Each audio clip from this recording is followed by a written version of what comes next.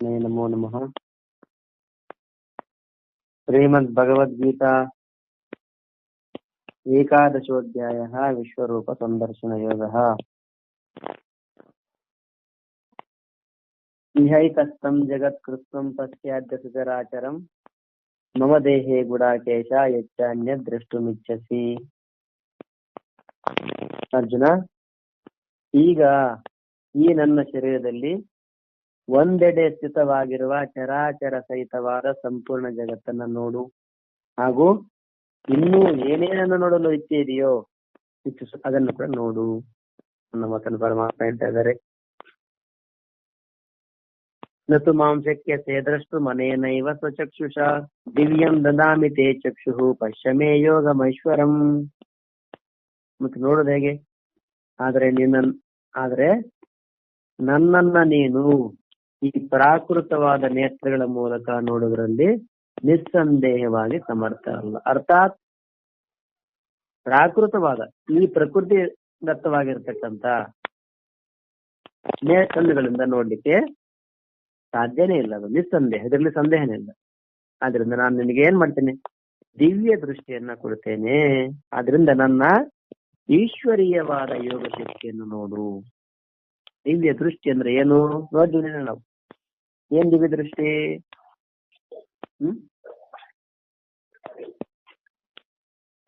ಇಲ್ಲ ಅಂದ್ಬಿಟ್ಟಂಗೆ ಐತೆ. ಹಾ,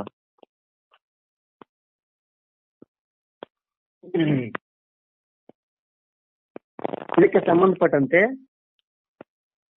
ನಾವು ನೋಡಿದ್ವಿ ಯಾವ ರೀತಿ ಬಹುಶಃ ಹೇಗಿರ್ಬೋದು ಆ ದಿವ್ಯ ದೃಷ್ಟಿ ಅಂತ ಕೇಳ್ತಾ, ಹೇಗೆ ಸಂಜಯನಿಗೆ ವ್ಯಾಸ ಮಹರ್ಷಿಗಳಿಂದ ಕೊಡಲ್ಪಟ್ಟಿತ್ತು ಅದೇ ಆ ರೀತಿ ದಿವ್ಯ ದೃಷ್ಟಿ ಇರಬಹುದು ಅಂತ ಕೂಡ ಇದನ್ನು ಮಾತು ಹೇಳಿದ್ರು.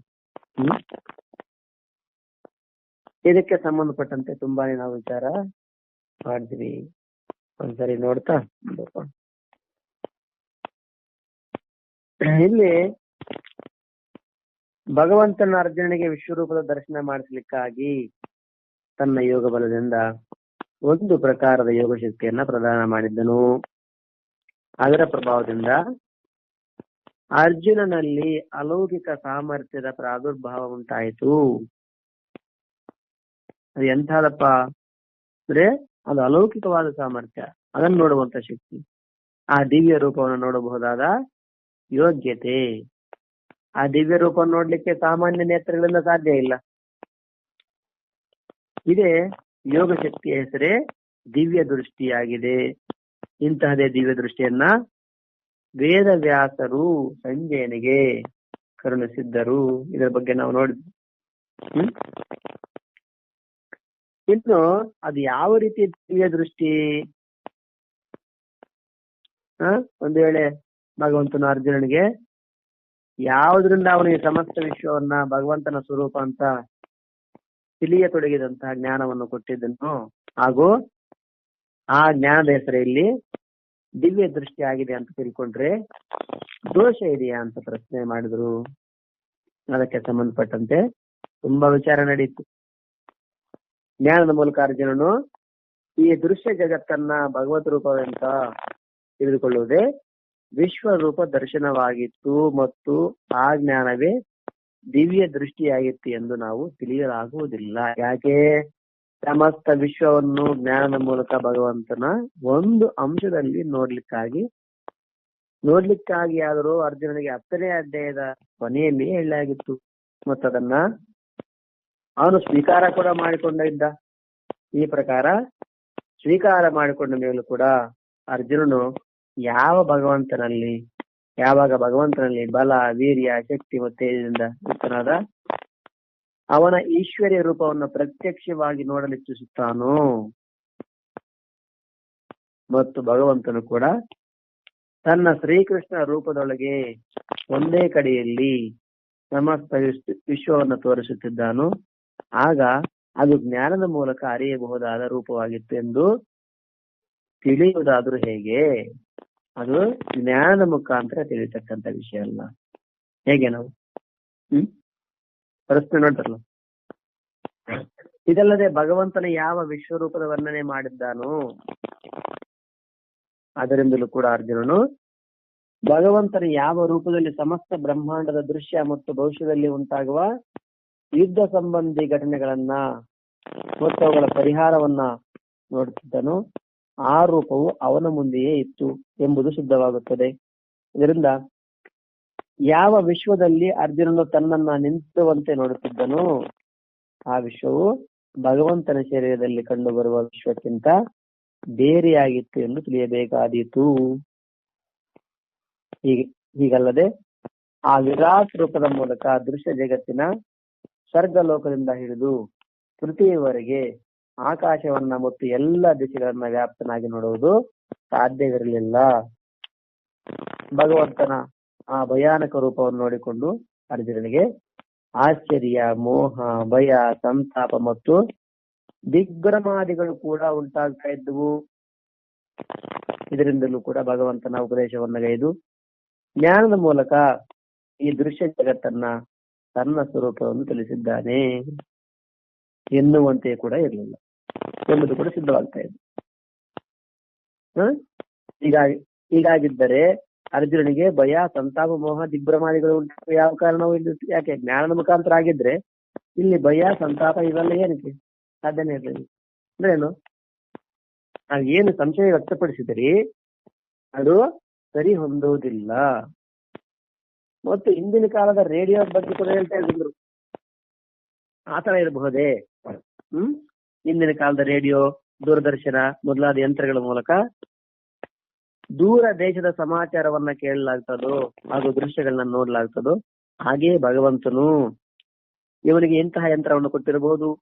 ಆದ್ರಿಂದ ಅವನು ಒಂದೇ ಕಡೆಯಲ್ಲಿ ನಿಂತುಕೊಂಡು ಸಮಸ್ತ ವಿಶ್ವವನ್ನು ಯಾವುದೇ ಅಡ್ಡಿ ಇಲ್ಲದೆ ನೋಡಬಲ್ಲವನಾಗಿರಬಹುದು ಮತ್ತು ಆ ಯಂತ್ರವನ್ನೇ ದಿವ್ಯ ದೃಷ್ಟಿ ಅಂತ ಹೇಳುವುದು ಎಂದು ತಿಳಿದುಕೊಂಡರೂ ತಪ್ಪೇನಿದೆ? ಪ್ರಶ್ನೆ.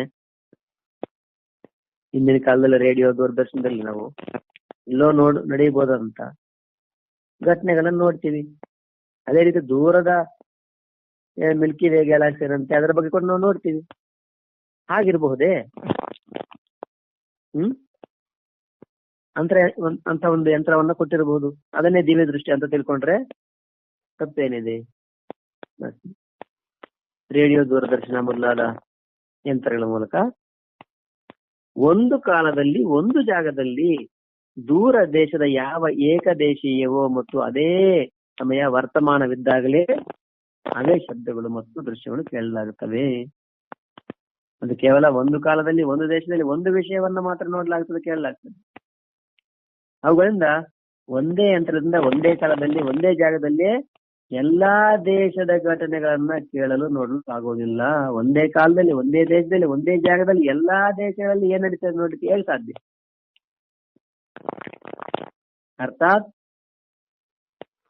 ಅದು ಒಂದು ಯಂತ್ರ ರೂಪದಲ್ಲಿ ಕೊಟ್ಟು ನೋಡುವಂತೆ ಹೇಳಲಿಲ್ಲ.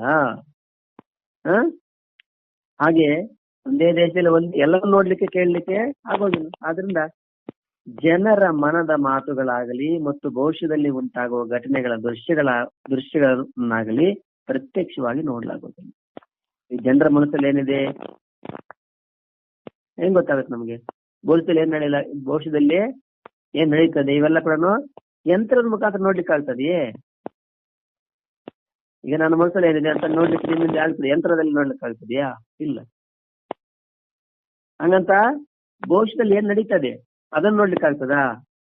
ಅವೆಲ್ಲ ಆಗಲ್ಲ. ಇದಲ್ಲದೆ ಇಲ್ಲಿಯ ಪ್ರಸಂಗದಲ್ಲಿ ಅರ್ಜುನನು ಯಾವುದೇ ಯಂತ್ರದ ಮೂಲಕ ಭಗವಂತನ ವಿಶ್ವರೂಪವನ್ನು ನೋಡಿದ್ದನು ಎಂದು ಸಿದ್ಧವಾಗುವಂತಹ ಯಾವ ಪ್ರಮಾಣವೂ ಇಲ್ಲ. ಹಾಗಾಗಿ ಯಂತ್ರದ ಮುಖಾಂತರವಾಗಿ ಅರ್ಜುನ ನೋಡಿದ ಅಂತ ಹೇಳಲಿಕ್ಕೆ ಇಲ್ಲಿ ಯಾವುದೇ ಪ್ರಮಾಣ ಇಲ್ಲ. ಆದ್ರಿಂದ ಹೀಗೆ ತಿಳಿಯುವುದು ಕೂಡ ಸರ್ವತಾ ಯುಕ್ತಿ ವಿರುದ್ಧವಾಗಿದೆ. ಅದು ಯುಕ್ತಿಗೆ ವಿರುದ್ಧವಾಗಿದೆ. ಹೌದು, ರೇಡಿಯೋ ಮೊದಲಾದ ಯಂತ್ರಗಳ ಆವಿಷ್ಕಾರದಿಂದಾಗಿ ರೇಡಿಯೋ ಮೊದಲಾದ ಭೌತಿಕ ಯಂತ್ರಗಳ ಮೂಲಕ ದೂರ ದೇಶದ ಘಟನೆಗಳನ್ನ ಕೇಳಿ ನೋಡಲ್ಪಡಬಲ್ಲವು ಎಂದಾಗ ಭಗವಂತರಿಂದ ಕೊಡಲಾದ ಯೋಗ ಶಕ್ತಿಯ ಮೂಲಕ ಅವನ ವಿಶ್ವರೂಪವನ್ನು ನೋಡಲು ಸಾಧ್ಯವಾಗುವುದು ಯಾವ ದೊಡ್ಡ ವಿಷಯಾಂಶವನ್ನು ಇಂದಿನ ಅವಿಶ್ವಾಸಿ ಜನರಿಗೆ ಒಂದು ಹಂತದವರೆಗೆ ತಿಳಿಯಪಡಿಸಬಹುದಾಗಿದೆ. ಅಂದ್ರೆ ಒಬ್ಬ ಸಾಮಾನ್ಯ ಇವತ್ತಿನ ರೇಡಿಯೋ ಮಾಧ್ಯಮಗಳ ಮುಖಾಂತರವಾಗಿ ನಾವು ಎಲ್ಲ ನೋಡ್ತೀವಿ. ಒಂದು ಸಾಮಾನ್ಯ ಇದಕ್ಕೆ ಅಷ್ಟು ಶಕ್ತಿ ಇದ್ರೆ ಒಂದು ಪರಮಾತ್ಮನ ಶಕ್ತಿಯ ಬಗ್ಗೆ ಏನ್ ಹೇಳಲಿಕ್ಕೆ ಸಾಧ್ಯ ಆಗ್ತದೆ? ಹಾಗಾಗಿ ಇದೆಲ್ಲ ಸುಳ್ಳು ಅಂತ ಹೇಳಲಿಕ್ಕೆ ಕೂಡ ಸಾಧ್ಯ ಇಲ್ಲ. ಯಾಕೆ? ಇದೆಲ್ಲ ಸಾಮಾನ್ಯ ಸಣ್ಣ ಸಣ್ಣ ಇದ್ರಲ್ಲಿ ನಾವು ಮೊಬೈಲ್, ರೇಡಿಯೋ ನೋಡ್ತಾ ಇದ್ವಲ್ಲ, ಟಿವಿಯಲ್ಲಿ ನೋಡ್ತಾ ಇದ್ವಲ್ಲ. ಮತ್ತು ಇಂದಿನ ಅವಿಶ್ವಾಸ ಜನರಿಗೆ ಒಂದು ಹಂತದವರೆಗೆ ತಿಳಿಯಪಡಿಸಲಿಕ್ಕಾಗಿ ಮಾತಾಡ್ತದೆ.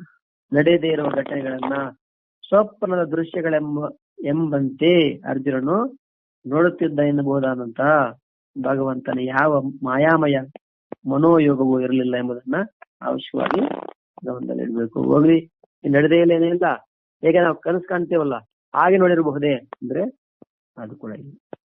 ಅರ್ಜುನನು ಯಾವ ದೃಶ್ಯವನ್ನು ನೋಡ್ತಾ ಇದ್ನೋ ಅದು ಪ್ರತ್ಯಕ್ಷ ಸತ್ಯವಾಗಿತ್ತು ಮತ್ತು ಅದನ್ನು ನೋಡಲು ಭಗವತ್ ಕೃಪೆಯಿಂದ ದೊರೆತ ಯೋಗ ಶಕ್ತಿ ರೂಪಿ ದಿವ್ಯ ದೃಷ್ಟಿ ಏಕಮಾತ್ರ ಸಾಧನವಾಗಿತ್ತು.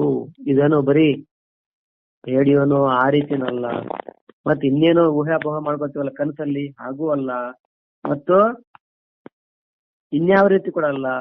ಇದು ಸತ್ಯವಾಗಿತ್ತು ಮತ್ತು ನೋಡ್ಲಿಕ್ಕೆ ಆ ಭಗವತ್ ಕೃಪೆಯನ್ನು ದೊರೆತ ಯೋಗ ಶಕ್ತಿ ರೂಪಿ ದಿವ್ಯ ದೃಷ್ಟಿಯು ಏಕಮಾತ್ರ ಸಾಧನವಾಗಿತ್ತು. ನೋಡಿಲ್ಲ. ಇನ್ನು ಐಶ್ವರಂ ಎಂಬ ವಿಶೇಷಣದ ಸಹಿತ ಯೋಗಂ ಪದವು ಯಾವುದರ ವಾಚಕವಾಗಿದೆ ಮತ್ತು ಅದನ್ನು ನೋಡ್ಲಿಕ್ಕಾಗಿ ಹೇಳುವ ಅಭಿಪ್ರಾಯವೇನು? ಅರ್ಜುನನಿಗೆ ಯಾವ ರೂಪದ ದರ್ಶನವಾಗಿತ್ತು ಅದು ದಿವ್ಯವಾಗಿತ್ತು.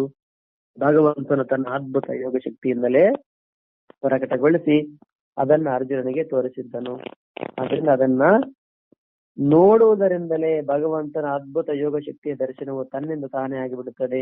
ಅದಕ್ಕಾಗಿ ಇಲ್ಲಿ ಐಶ್ವರಂ ಎಂಬ ವಿಶೇಷಣ ಸಹಿತ ಯೋಗಂ ಪದವು ಭಗವಂತನ ಅದ್ಭುತ ಯೋಗ ಶಕ್ತಿಯ ಸಹಿತ ಅವನ ಮೂಲಕ ಪ್ರಕಟಿಸಲ್ಪಟ್ಟ ಭಗವಂತನ ವಿರಾಟ್ ಸ್ವರೂಪದ ವಾಚಕವಾಗಿದೆ ಮತ್ತು ಅದನ್ನು ನೋಡಲು ಹೇಳಿ ಭಗವಂತನು ಅರ್ಜುನನಿಗೆ ವಿರಾಟ್ ಸ್ವರೂಪದ ದರ್ಶನದ ಮೂಲಕ ಯೋಗ ಶಕ್ತಿಯನ್ನು ನೋಡುವುದಕ್ಕಾಗಿ ಹೇಳಿದ್ದಾನೆ.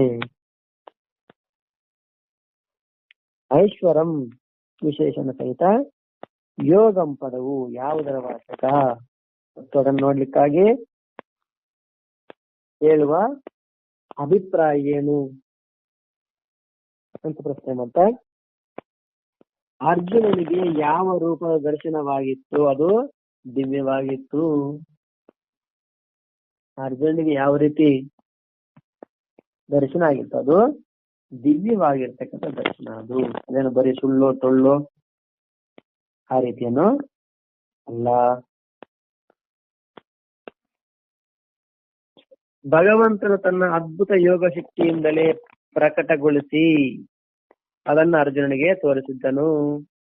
ಭಗವಂತ ತನ್ನ ಅದ್ಭುತ ಶಕ್ತಿಯಿಂದಲೇ ಪ್ರಕಟಗೊಳಿಸಿ ಅದನ್ನು ಅರ್ಜುನನಿಗೆ ತೋರಿಸಿದ್ದನು. ಅದರಿಂದ ಅದನ್ನು ನೋಡುವುದರಿಂದಲೇ ಭಗವಂತನ ಅದ್ಭುತ ಯೋಗ ಶಕ್ತಿ ದರ್ಶನವು ತನ್ನಿಂದ ತಾನೇ ಆಗ್ತದೆ.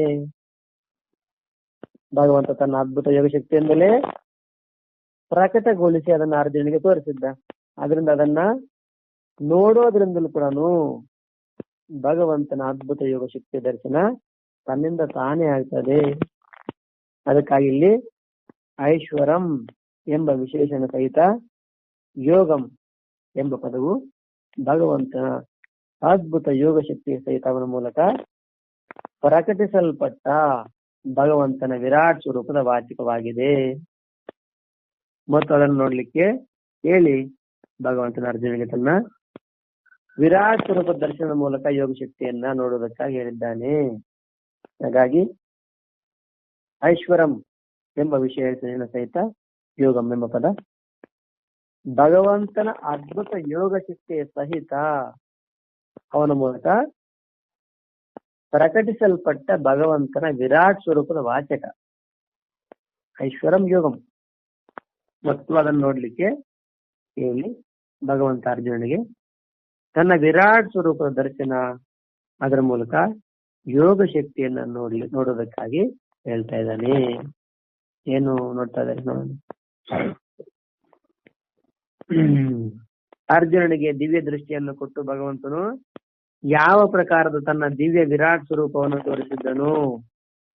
ಈಗ 5 ಶ್ಲೋಕಗಳ ಮೂಲಕ ಸಂಜಯನದನ್ನ ವರ್ಣಿಸ್ತಾ ಇದ್ದಾನೆ. ಸಂಜಯ ಉವಾಚ ಏವಮುಕ್ತ್ವಾ ತಥೋ ರಾಜನ್ ಮಹಾಯೋಗೇಶ್ವರೋ ಹರಿಃ ದರ್ಶಯಾಮಾಸ ಪಾರ್ಥಾಯ ಪರಮಂ ರೂಪಮೈಶ್ವರಂ.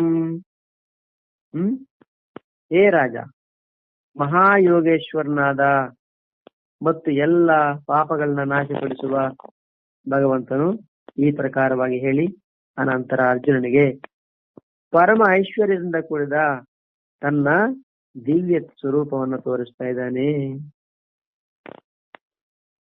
ನೋಡಿ, ಸಂಜಯ ಏವ ಮುಕ್ತ ಈ ರೀತಿ ಸಂಜಯ ಹೇಳ್ತಾ ಇದ್ದಾನೆ. ಸಂಜಯ ಯಾರಿಗೆ ಹೇಳ್ತಾ ಇದ್ದಾನೆ? ಧೃತರಾಷ್ಟ್ರನಿಗೆ ಹೇಳ್ತಾ ಇದ್ದಾನೆ. ಸಂಜಯ ಧೃತರಾಷ್ಟ್ರ ಇಬ್ಬರ ಸಂವಾದ ಆಯ್ತು. ಅಲ್ಲಿ ನಡೆಯುವಂತ ಎಲ್ಲವನ್ನ, ಯುದ್ಧ ರಂಗದಲ್ಲಿ ನಡೆಯತಕ್ಕಂಥ ಎಲ್ಲಾ ದೃಶ್ಯಗಳನ್ನ ಪ್ರತ್ಯಕ್ಷವಾಗಿ ಕಂಡು ಅದನ್ನ ಹೇ ರಾಜನ್, ಹೇ ಧೃತರಾಷ್ಟ್ರ ಮಹಾರಾಜ, ಈ ರೀತಿ ಮಹಾಯೋಗೇಶ್ವರನಾದ ಮತ್ತು ಕೃಷ್ಣ ಅಂದ್ರೆ ನೀವು ಅನ್ಕೊಂಡಿದ್ರೆ ಸಾಮಾನ್ಯ ವ್ಯಕ್ತಿ ಅಲ್ಲ, ಮಹಾಯೋಗೇಶ್ವರ ಮತ್ತು ಎಲ್ಲ ಪಾಪಗಳನ್ನ ನಾಶಪಡಿಸುವ ಭಗವಂತನು. ಈ ಪ್ರಕಾರ ಹೇಳಿ ಅನಂತರ ಅರ್ಜುನನಿಗೆ ಪರಮ ಐಶ್ವರ್ಯದಿಂದ ಕೂಡಿದ ತನ್ನ ದಿವ್ಯ ಸ್ವರೂಪವನ್ನ ತೋರಿಸ್ತಾ ಇದ್ದಾನೆ. ಏನ್ ತೋರಿಸ್ತಾನೆ ನೋಡೋಣ. ಇಲ್ಲಿ ಸಂಜಯನು ಭಗವಂತನಿಗಾಗಿ ಮಹಾಯೋಗೇಶ್ವರ ಹರಿಹಿ ಎಂಬ 2 ವಿಶೇಷಣಗಳನ್ನ ಪ್ರಯೋಗಿಸಿ ಯಾವ ಭಾವವನ್ನು ತೋರಿಸಿದ್ದಾನೆ? ಇಲ್ಲಿ ಸಂಜಯ ಭಗವಂತನಿಗಾಗಿ ಮಹಾಯೋಗೇಶ್ವರ ಹರಿಹಿ ಎಂಬ 2 ವಿಶೇಷಣಗಳನ್ನ ತೋರಿಸಿ ಯಾವ ಭಾವ ತೋರಿಸಿದ್ದಾನೆ ಅಂತ ಪ್ರಶ್ನೆ ಮಾಡ್ತಾ, ಮಹಾನ್ ಎಂದರೆ ಅತಿ ದೊಡ್ಡ ಯೋಗೇಶ್ವರನಾಗಿರುವವನಿಗೆ ಮಹಾಯೋಗೇಶ್ವರ, ಇದು ಸಾಮಾನ್ಯ ಯೋಗೇಶ್ವರ ಅಲ್ಲ. ಕೃಷ್ಣ ಮಹಾನ್ ಯೋಗೇಶ್ವರ ಅಂದ್ರೆ ಅತಿ ದೊಡ್ಡ ಯೋಗೇಶ್ವರ, ಹಾಗೂ ಎಲ್ಲ ಪಾಪಗಳನ್ನ ಮತ್ತು ದುಃಖಗಳನ್ನ ಹರಣ ಮಾಡುವವನಿಗೆ ಹರಿಹಿ ಎಂದು ಹೇಳ್ತಾರೆ. ಹರಿಹಿ ಶಬ್ದ ಹರಯತಿ ಪಾಪಾಹ ಇತಿ ಹರಿ, ಪಾಪಗಳನ್ನ ಹರತಿ ನಾಶ ಮಾಡ್ತಕ್ಕಂಥ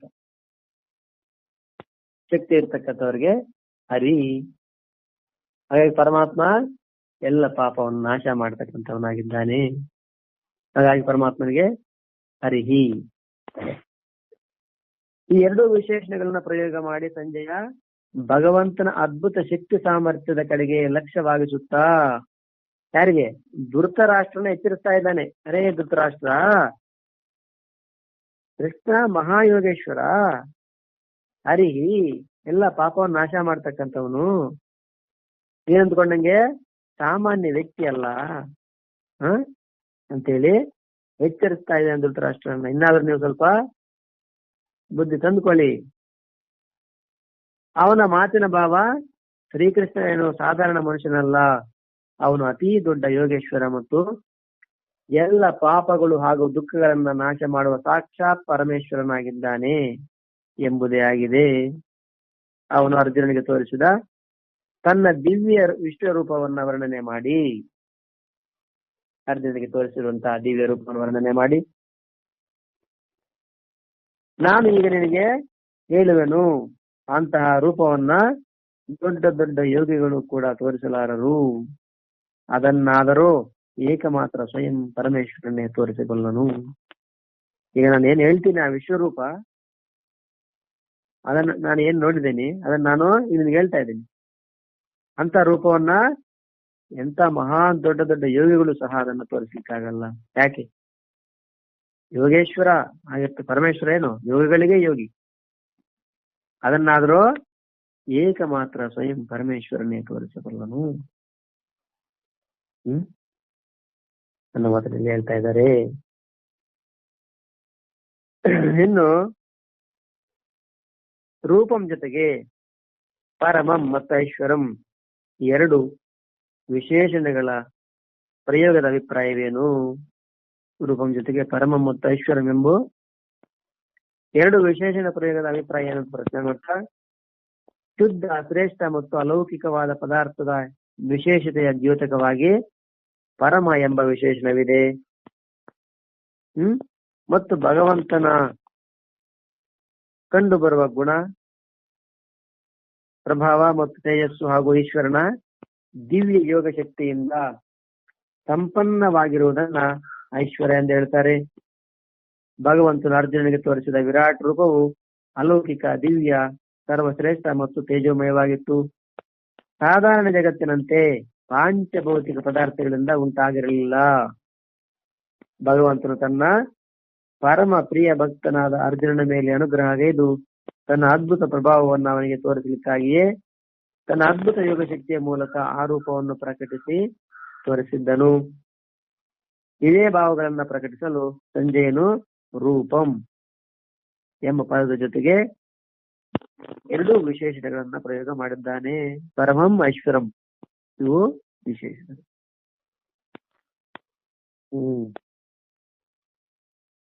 ಇಲ್ಲಿ ಹೇಳ್ತಾ ಇದ್ದಾರೆ, ಈ ಪರಮಂ ಐಶ್ವರಂ ಎರಡು ವಿಶೇಷಣ ಪದ ಪ್ರಯೋಗಗಳ ಅಭಿಪ್ರಾಯ ಏನಂತ ಹೇಳ್ತಾ, ಶುದ್ಧ ಶ್ರೇಷ್ಠ ಮತ್ತು ಅಲೌಕಿಕವಾದ ಪದಾರ್ಥದ ವಿಶೇಷತೆಯ ದ್ಯೋತಕ, ಸೂಚಕ, ಪರಿಚಾಯಕ.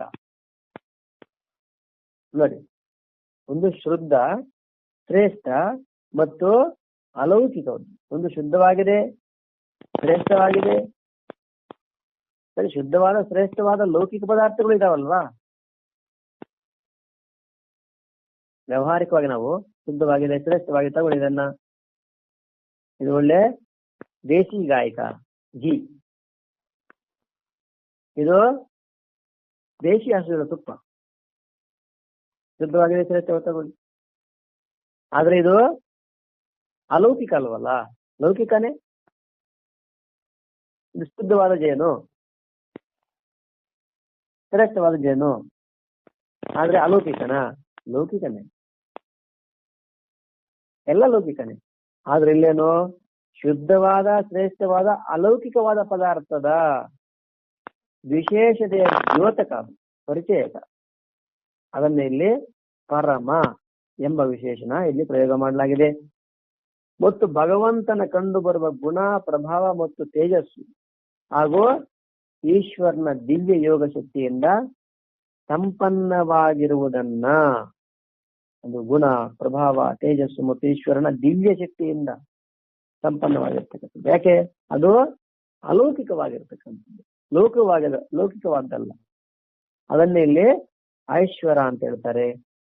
ಭಗವಂತನು ಅರ್ಜುನಿಗೆ ತೋರಿಸಿದ ವಿರಾಟ್ ರೂಪವು ಹೇಗಿತ್ತು? ಅಲೌಕಿಕ, ದಿವ್ಯ, ಸರ್ವಶ್ರೇಷ್ಠ ಮತ್ತು ತೇಜೋಮಯವಾಗಿತ್ತು. ಮೊದಲನೇದಾಗಿ ಅದು ಅಲೌಕಿಕವಾಗಿತ್ತು, ದಿವ್ಯವಾಗಿತ್ತು, ಸರ್ವಶ್ರೇಷ್ಠವಾಗಿತ್ತು.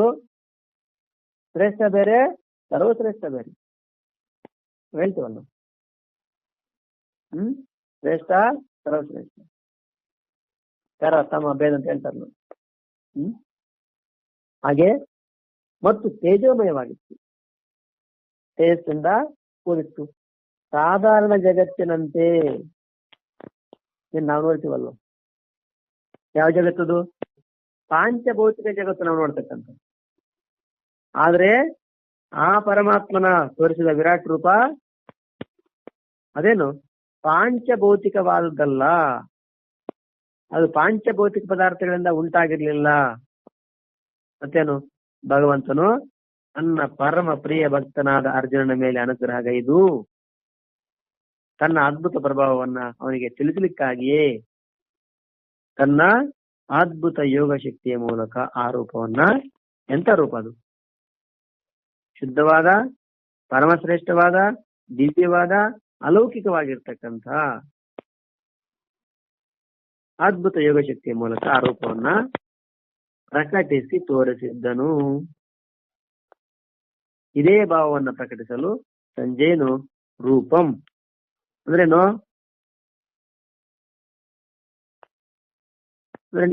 ಅಂದ್ರೆ ಆ ಭಗವಂತನ ಸ್ವರೂಪ ಅಂತಕ್ಕಂಥದ್ದು ನೀನ್ ಅನ್ಕೊಂಡಂಗೆ ಪಾಂಚಭೌತಿಕ ಅಂತ ತಿಳ್ಕೊಬೇಡ, ಸಾಮಾನ್ಯ ಅಂತ ತಿಳ್ಕೊಬೇಡ. ಯಾರಿಗೆ? ಧೃತರಾಷ್ಟ್ರನಿಗೆ ಹೇಳ್ತಾ ಇದ್ದಾನೆ.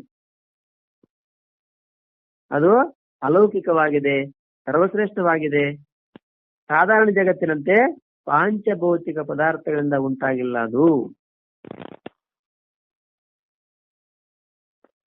ಹಾಗಾಗಿ ಅರ್ಜುನ ಮೇಲೆ ಅನುಗ್ರಹ ಮಾಡ್ಲಿಕ್ಕಾಗಿ, ತನ್ನ ಅದ್ಭುತ ಪ್ರಭಾವವನ್ನು ತಿಳಿಸಲಿಕ್ಕಾಗಿ ಅದ್ಭುತ ಯೋಗಶಕ್ತಿಯ ಮೂಲಕ ಆ ರೂಪವನ್ನ ಪ್ರಕಟಿಸಿ ತೋರಿಸಿದ್ದನು. ಇವೇ ಭಾವವನ್ನ ಪ್ರಕಟಪಡಿಸಲು ಸಂಜಯನು ರೂಪಂ ಎಂಬ ಪದದ ಜೊತೆಗೆ ಎರಡೂ ವಿಶೇಷಣಗಳನ್ನ ಪ್ರಯೋಗ ಮಾಡಿದ್ದಾನೆ. ಅದು ಐಶ್ವರಂ ಪರಮಂ ರೂಪಂ. ಈಗ ನೋಡೋಣ ಏನಪ್ಪ ತೋರಿಸಿದ್ದಾನೆ, ಹಾಗಿದ್ದಾನೆ, ಏನ್ ನೋಡಿದ ಹಂಗಾರೆ ಇವಾಗ ಬರ್ತದೆ ಮುಂದೆ. ಅನೇಕ ವಕ್ತ್ರ ನಯನಂ ಅನೇಕ ಅದ್ಭುತ ದರ್ಶನಂ ಅನೇಕ ದಿವ್ಯಾಭರಣಂ ದಿವ್ಯಾನೇಕೋದ್ಯತಾಯುಧಂ. ಅನೇಕ ವಕ್ತ್ರ ನಯನಂ ಅನೇಕ ಅದ್ಭುತ ದರ್ಶನಂ ಅನೇಕ ದಿವ್ಯಾಭರಣಂ ದಿವ್ಯಾನೇಕೋದ್ಯತಾಯುಧಂ ದಿವ್ಯ ಮಾಲ್ಯಾಂಬರಧರಂ ದಿವ್ಯ ಗಂಧಾನುಲೇಪನಂ ಸರ್ವಾಶ್ಚರ್ಯಮಯಂ ದೇವಂ ಅನಂತಂ ವಿಶ್ವತೋಮುಖಂ. ದಿವ್ಯ ಮಾಲ್ಯಾಂಬರಧರಂ ದಿವ್ಯ ಗಂಧಾನುಲೇಪನಂ ಸರ್ವಾಶ್ಚರ್ಯಮಯಂ ದೇವಂ ಅನಂತಂ ವಿಶ್ವತೋಮುಖಂ. ಅನೇಕ ವಕ್ತ್ರ ನಯನಂ ಅನೇಕಾದ್ಭುತ ದರ್ಶನಂ ಅನೇಕ ದಿವ್ಯಾಭರಣಂ ದಿವ್ಯಾನೇಕೋದ್ಯತಾಯುಧಂ ದಿವ್ಯ ಮಾಲ್ಯಾಂಬರಧರಂ ದಿವ್ಯ ಗಂಧಾನುಲೇಪನಂ ಸರ್ವಾಶ್ಚರ್ಯಮಯಂ ದೇವಂ ಅನಂತಂ ವಿಶ್ವತೋಮುಖಂ. ಅನೇಕ ವಕ್ತ್ರ ನಯನಂ ಅನೇಕಾದ್ಭುತ ದರ್ಶನಂ ಅನೇಕ ದಿವ್ಯಾಭರಣಂ ದಿವ್ಯಾನೇಕೋದ್ಯತಾಯುಧಂ ದಿವ್ಯ ಮಾಲ್ಯಾಂಬರಧರಂ ದಿವ್ಯ ಗಂಧಾನುಲೇಪನಂ ಸರ್ವಾಶ್ಚರ್ಯಮಯಂ ದೇವಂ ಅನಂತಂ ವಿಶ್ವತೋಮುಖಂ. ಅನೇಕ ವಕ್ತ್ರ ನಯನಂ ಅನೇಕಾದ್ಭುತ ದರ್ಶನಂ ಅನೇಕ ದಿವ್ಯಾಭರಣಂ ದಿವ್ಯಾನೇಕೋದ್ಯತಾಯುಧಂ ದಿವ್ಯ ಮಾಲ್ಯಾಂಬರಧರಂ ದಿವ್ಯ ಗಂಧಾನುಲೇಪನಂ ಸರ್ವಾಶ್ಚರ್ಯಮಯಂ ದೇವಂ ಅನಂತಂ ವಿಶ್ವತೋಮುಖಂ. ಅನೇಕ ವಕ್ತ್ರ ನಯನಂ ಅನೇಕಾದ್ಭುತ ದರ್ಶನಂ ಅನೇಕ ದಿವ್ಯಾಭರಣಂ ದಿವ್ಯಾನೇಕೋದ್ಯತಾಯುಧಂ ದಿವ್ಯ ಮಾಲ್ಯಾಂಬರಧರಂ ದಿವ್ಯ ಗಂಧಾನುಲೇಪನಂ ಸರ್ವಾಶ್ಚರ್ಯಮಯಂ ಅನಂತಂ ವಿಶ್ವತೋಮುಖಂ ದೇವಂ. ಅನೇಕ ವಕ್ತ್ರ ನಯನಂ ಅನೇಕ ಮುಖ ಮತ್ತು ನೇತ್ರಗಳಿಂದ ಯುಕ್ತನಾದ ಆ ಪರಮಾತ್ಮನ ರೂಪ ಹೇಗಿತ್ತು, ದರ್ಶನ ಹೇಗಿತ್ತು? ಅನೇಕ ವಕ್ತ್ರ ನಯನಂ ಅನೇಕ ಮುಖ ಮತ್ತು ನೇತ್ರಗಳಿಂದ ಯುಕ್ತನಾಗಿದ್ದ, ಅನೇಕ ಅದ್ಭುತ ದರ್ಶನಂ ಅನೇಕ ಅದ್ಭುತವಾದ ದರ್ಶನಗಳುಳ್ಳ, ಅನೇಕ ದಿವ್ಯಾಭರಣಂ ಅನೇಕ ಬಗೆಯ ದಿವ್ಯವಾದ ಭೂಷಣಗಳಿಂದ ಯುಕ್ತವಾದ, ಮತ್ತು ದಿವ್ಯಾನೇಕೋದ್ಯತಾಯುಧಂ ಅನೇಕ ವಿಧವಾದ ದಿವ್ಯ ಶಸ್ತ್ರಗಳನ್ನ ಕೈಯಲ್ಲಿ ಎತ್ತಿ ಹಿಡಿದಿರುವ, ದಿವ್ಯ ಮಾಲ್ಯಾಂಬರಧರಂ ದಿವ್ಯವಾದ ಮಾಲೆ ಮತ್ತು ವಸ್ತ್ರಗಳನ್ನ ಧರಿಸಿರುವಂತಹ, ದಿವ್ಯ ಗಂಧಾನುಲೇಪನಂ ದಿವ್ಯವಾದ ಪರಿಮಳ ಗಂಧವನ್ನು ಲೇಪಿಸಿಕೊಂಡಿರುವ, ಸರ್ವಾಶ್ಚರ್ಯಮಯಂ ಎಲ್ಲಾ ಪ್ರಕಾರದ ಆಶ್ಚರ್ಯಗಳಿಂದೊಳಗೂಡಿದ, ಅನಂತಂ ಸೀಮಾರಹಿತವಾದ, ವಿಶ್ವತೋಮುಖಂ ಎಲ್ಲಾ ಕಡೆ ಮುಖಗಳುಳ್ಳ ವಿರಾಟ್ ಸ್ವರೂಪಿಯಾದ ದೇವಂ ಆ ಪರಮ ದೇವನ ಪರಮೇಶ್ವರನನ್ನ ಅರ್ಜುನನು ನೋಡಿದನು.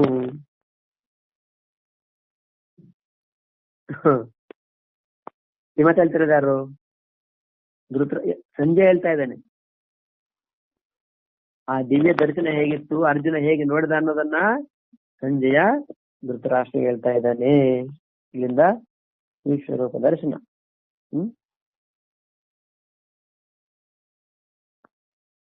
ಈಗಾಗ್ಲೇ ಸಾಮಾನ್ಯ ಕಣ್ಣುಗಳಿಂದ ಈ ದರ್ಶನ ಮಾಡ್ಲಿಕ್ಕೆ ಆಗಲ್ಲ, ಅದಕ್ಕಾಗಿ ನಿಮ್ಗೆ ದಿವ್ಯವಾದ ನೇತ್ರವನ್ನು ಕೊಡ್ತಾ ಇದ್ದೀನಿ ಪರಮಾತ್ಮ ಹೇಳಿದ್ರು. ಇದೇನು ನಾವು ಅಂದ್ಕೊಂಡಾಗೆ ಏನೋ ಮೊಬೈಲು ಟಿವಿನೋ ಆ ತರ ಅಲ್ಲ, ಮತ್ತೆ ಇನ್ನೇನು ಅನ್ನೋಂತರ ಊಹೆ ಮಾಡ್ಕೋಬ. ಇದು ಪ್ರತ್ಯಕ್ಷವಾಗಿ ನೋಡಿರ್ತಕ್ಕಂಥದ್ದು, ಅಥವಾ ಜ್ಞಾನದ ಮುಖಾಂತರ ತಿಳ್ಕೊಂಡ ಅಂಗುಗಳಲ್ಲ, ಇದು ಪ್ರತ್ಯಕ್ಷವಾಗಿ ನೋಡಿರ್ತಕ್ಕಂಥದ್ದು ಅನ್ನೋ ಮಾತಿನಲ್ಲಿ ಹೇಳ್ತಾ ಇದ್ದಾರೆ.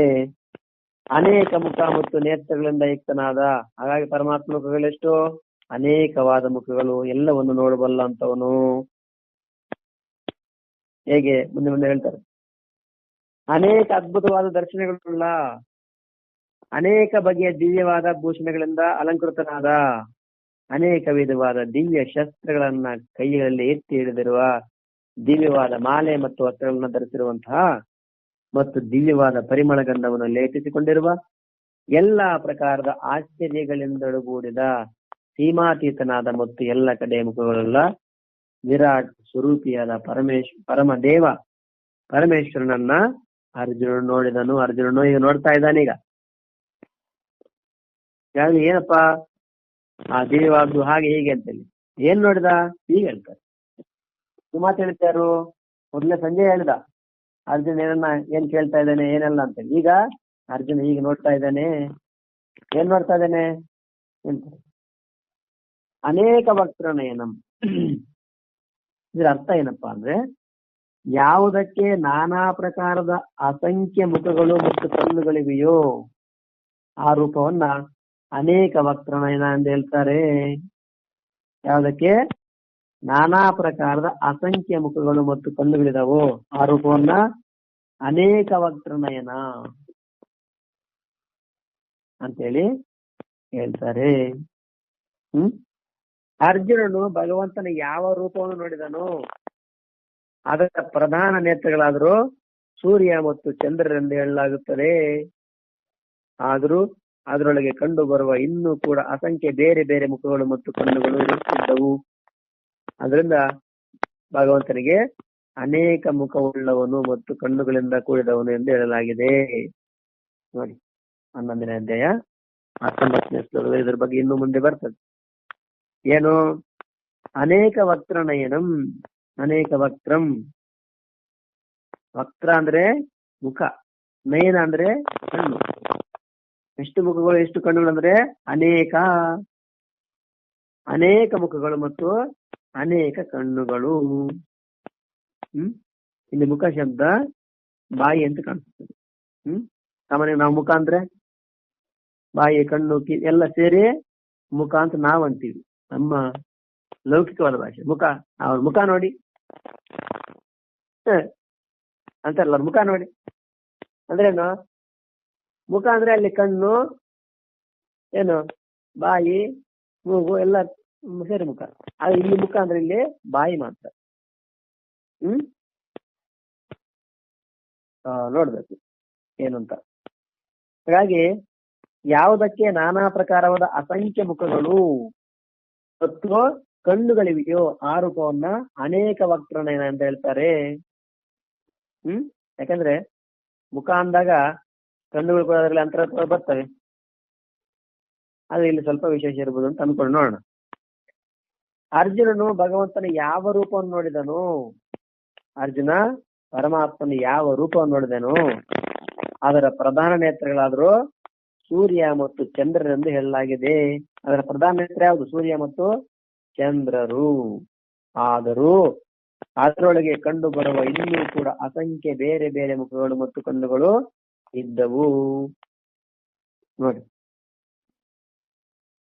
ಅರ್ಜುನನು ಭಗವಂತನ ಯಾವ ರೂಪ ನೋಡಿದನು?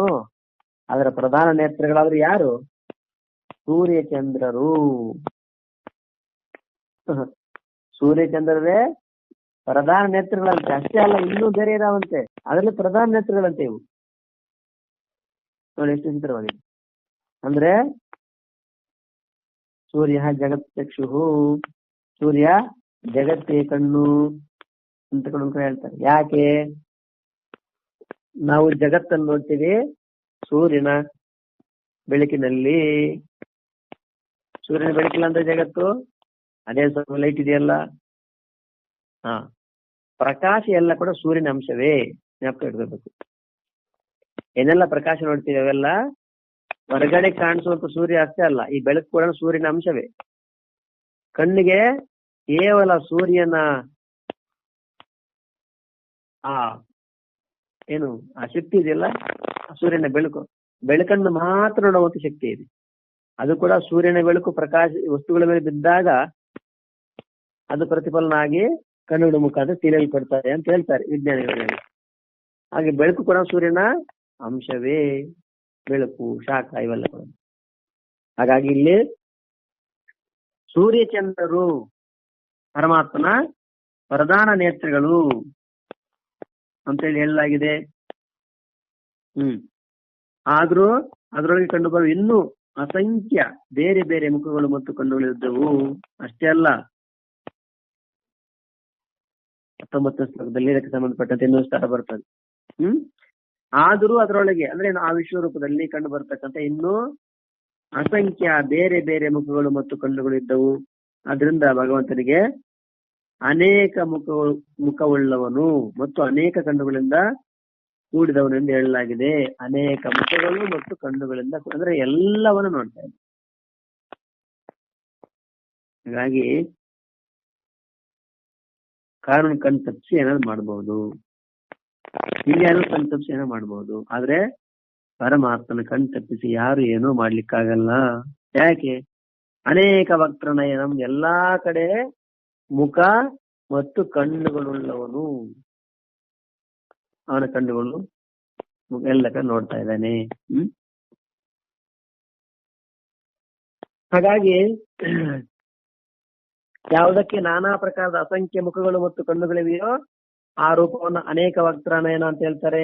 ಅರ್ಜುನನು ಭಗವಂತನ ಯಾವ ರೂಪ ನೋಡಿದನೋ ಅದರ ಪ್ರಧಾನ ನೇತ್ರಗಳಾದ್ರೂ ಸೂರ್ಯ ಮತ್ತು ಚಂದ್ರರು ಅಂತ ಹೇಳಲಾಗಿದೆ. ಆದ್ರೂ ಅದರೊಳಗೆ ಕಂಡು ಬರುವ ಇನ್ನೂ ಕೂಡ ಅಸಂಖ್ಯ ಬೇರೆ ಬೇರೆ ಮುಖಗಳು ಮತ್ತು ಕಣ್ಣುಗಳು ಇದ್ದವು. ಅದರಿಂದ ಭಗವಂತನಿಗೆ ಅನೇಕ ಮುಖವುಳ್ಳವನು ಮತ್ತು ಕಣ್ಣುಗಳಿಂದ ಕೂಡಿದವನು ಎಂದು ಹೇಳಲಾಗಿದೆ. ಇನ್ನು ಅನೇಕ ಅದ್ಭುತ ದರ್ಶನಂ, ಅನೇಕ ಅದ್ಭುತ ದರ್ಶನ ಇದರ ಅರ್ಥ ಏನಪ್ಪಾ ಹೇಳ್ತಾರ? ಯಾವ ದೃಶ್ಯವು ಮೊದಲು ಎಂದೂ ನೋಡಿರಲಿಲ್ಲವೋ, ಯಾವುದರ ಲಕ್ಷಣವು ವಿಚಿತ್ರ ಮತ್ತು ಆಶ್ಚರ್ಯಜನಕವಾಗಿದೆಯೋ ಅದನ್ನ ಅದ್ಭುತ ದರ್ಶನ ಅಂತ ಹೇಳ್ತಾರೆ.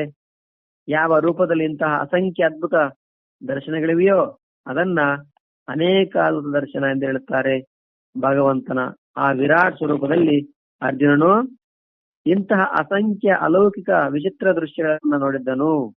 ಇದೇ ಕಾರಣದಿಂದ ಅವುಗಳಿಗಾಗಿ ಈ ವಿಶೇಷಣವನ್ನ ಕೊಡಲಾಗಿದೆ.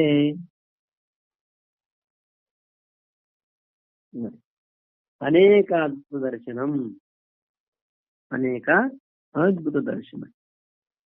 ಇದರ ಅರ್ಥ ಏನು ಪ್ರಶ್ನೆ ಮಾಡ್ತಾ, ಯಾವ ದೃಶ್ಯವು ಮೊದಲು ಎಂದೂ ನೋಡಿರಲಿಲ್ಲವೋ,